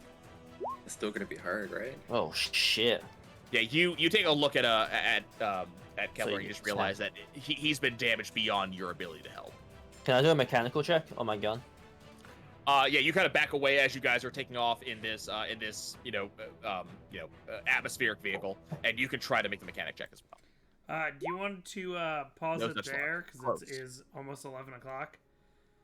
So we can pause it there. We need about another between 30 minutes to an hour, depending on how fast you guys go. It's gonna take us a little bit longer because we've been doing a lot of role playing. I think we can do a which is two-parter. I think that'll be fun. Yeah, we can do a We can do two-part. this as a two-parter. I got You think 15 by that- the way. Does that count? Does that mean my gun's good now? You have to have an 18 total. Ah, fuck. Oh, wow. So yeah, Look who you needs need 2 6s and a 5. Look who needs Eric. I swear to God, I'm Hey, gonna are you- shoot it. So I put out my gun, shoot at Eric. Suddenly it becomes an 18. You can't I am shoot not at me gonna until I lie. inspire you, you bastard. Kind of surprised no one's died yet, but I mean, a couple of no, people. no, actually. no main character. None of the named Yeah. characters have died Rusty's yet. pretty close. I'm pretty close. What- Yeah. what's Rusty your has age? gotten I ran right in there. What's He has Rusty's like health 3 left? health right well, now. to be fair, I sniped people from a distance. Yeah. Yeah. You almost got hit a couple times though. Yeah. I So have, like, Rusty no down health. here with a total of 3 health. How many times can I do medicine checks? Once every once in a while. All right. So it's not going to be something you can do continuously. You do need time to make it work. So Okay. I'm gonna I'd have time for one other medicine check between now and the time you actually arrive. Okay. But all right, guys. Well, thank you guys for joining us for a special edition of our RPG nights. Thank you, Nye, for role playing and showing us how the game works. It's a pretty cool system. I do like the triple die system. I do I like do the like mayhem this. deck. I do like this system and the mayhem. I adore the Mayhem deck, and I'm glad that you guys got very unique ones. We had a wide variety of different ones that you guys got, which makes for a lot of fun stuff. I feel like this could be a good thing. Like, you know how The Walking Dead has Fear the Walking Dead, where eventually they're both gonna merge. Mhm. I feel like you have Teens in Space and you have Planet Mercenary, and eventually they could easily merge into one unit. Yeah. I mean, Potentially. we could play like 2 characters and like run. I think both that'd be at the same fun. time. That'd be fun, yeah. Nye, are you cool? And Gnomes, are y'all cool? Like running another one of these like sometime soon, and like we can finish up where we're at, and like maybe do Yeah, I another mean, with the 2 or week 3 when hour next week I'm session. out of town, but the week after we can do it again on a Wednesday if that's everyone's cool. Yeah, that'd be cool. I Might can do like potentially a do month. that. I will need to adjust the like I said, the this entire thing was meant to be between 2 and 3 hours, add an extra hour for character creation. We spent a lot of time doing a lot of random bullshit, which is great. But it does mean that we only have about a third of it left over. So that by itself is not going to be enough to fill a 2 to 3 hour slot. But I can do some adjuststments to kind of let the Yeah, I the mean, you ending got of 2 this weeks take to entire kind of bit. buffer. Yeah, I will warn you Yeah. that that's my favorite part of role playing is not the comment, is the actual role playing. So I me will too. always bullshit with Oh, I love random bullshit, and that's one of the reasons I love this system is because it's all about the Mhm. random bullshit. So we'll do like another 2-part in like 2 weeks on Monday and a Wednesday or something.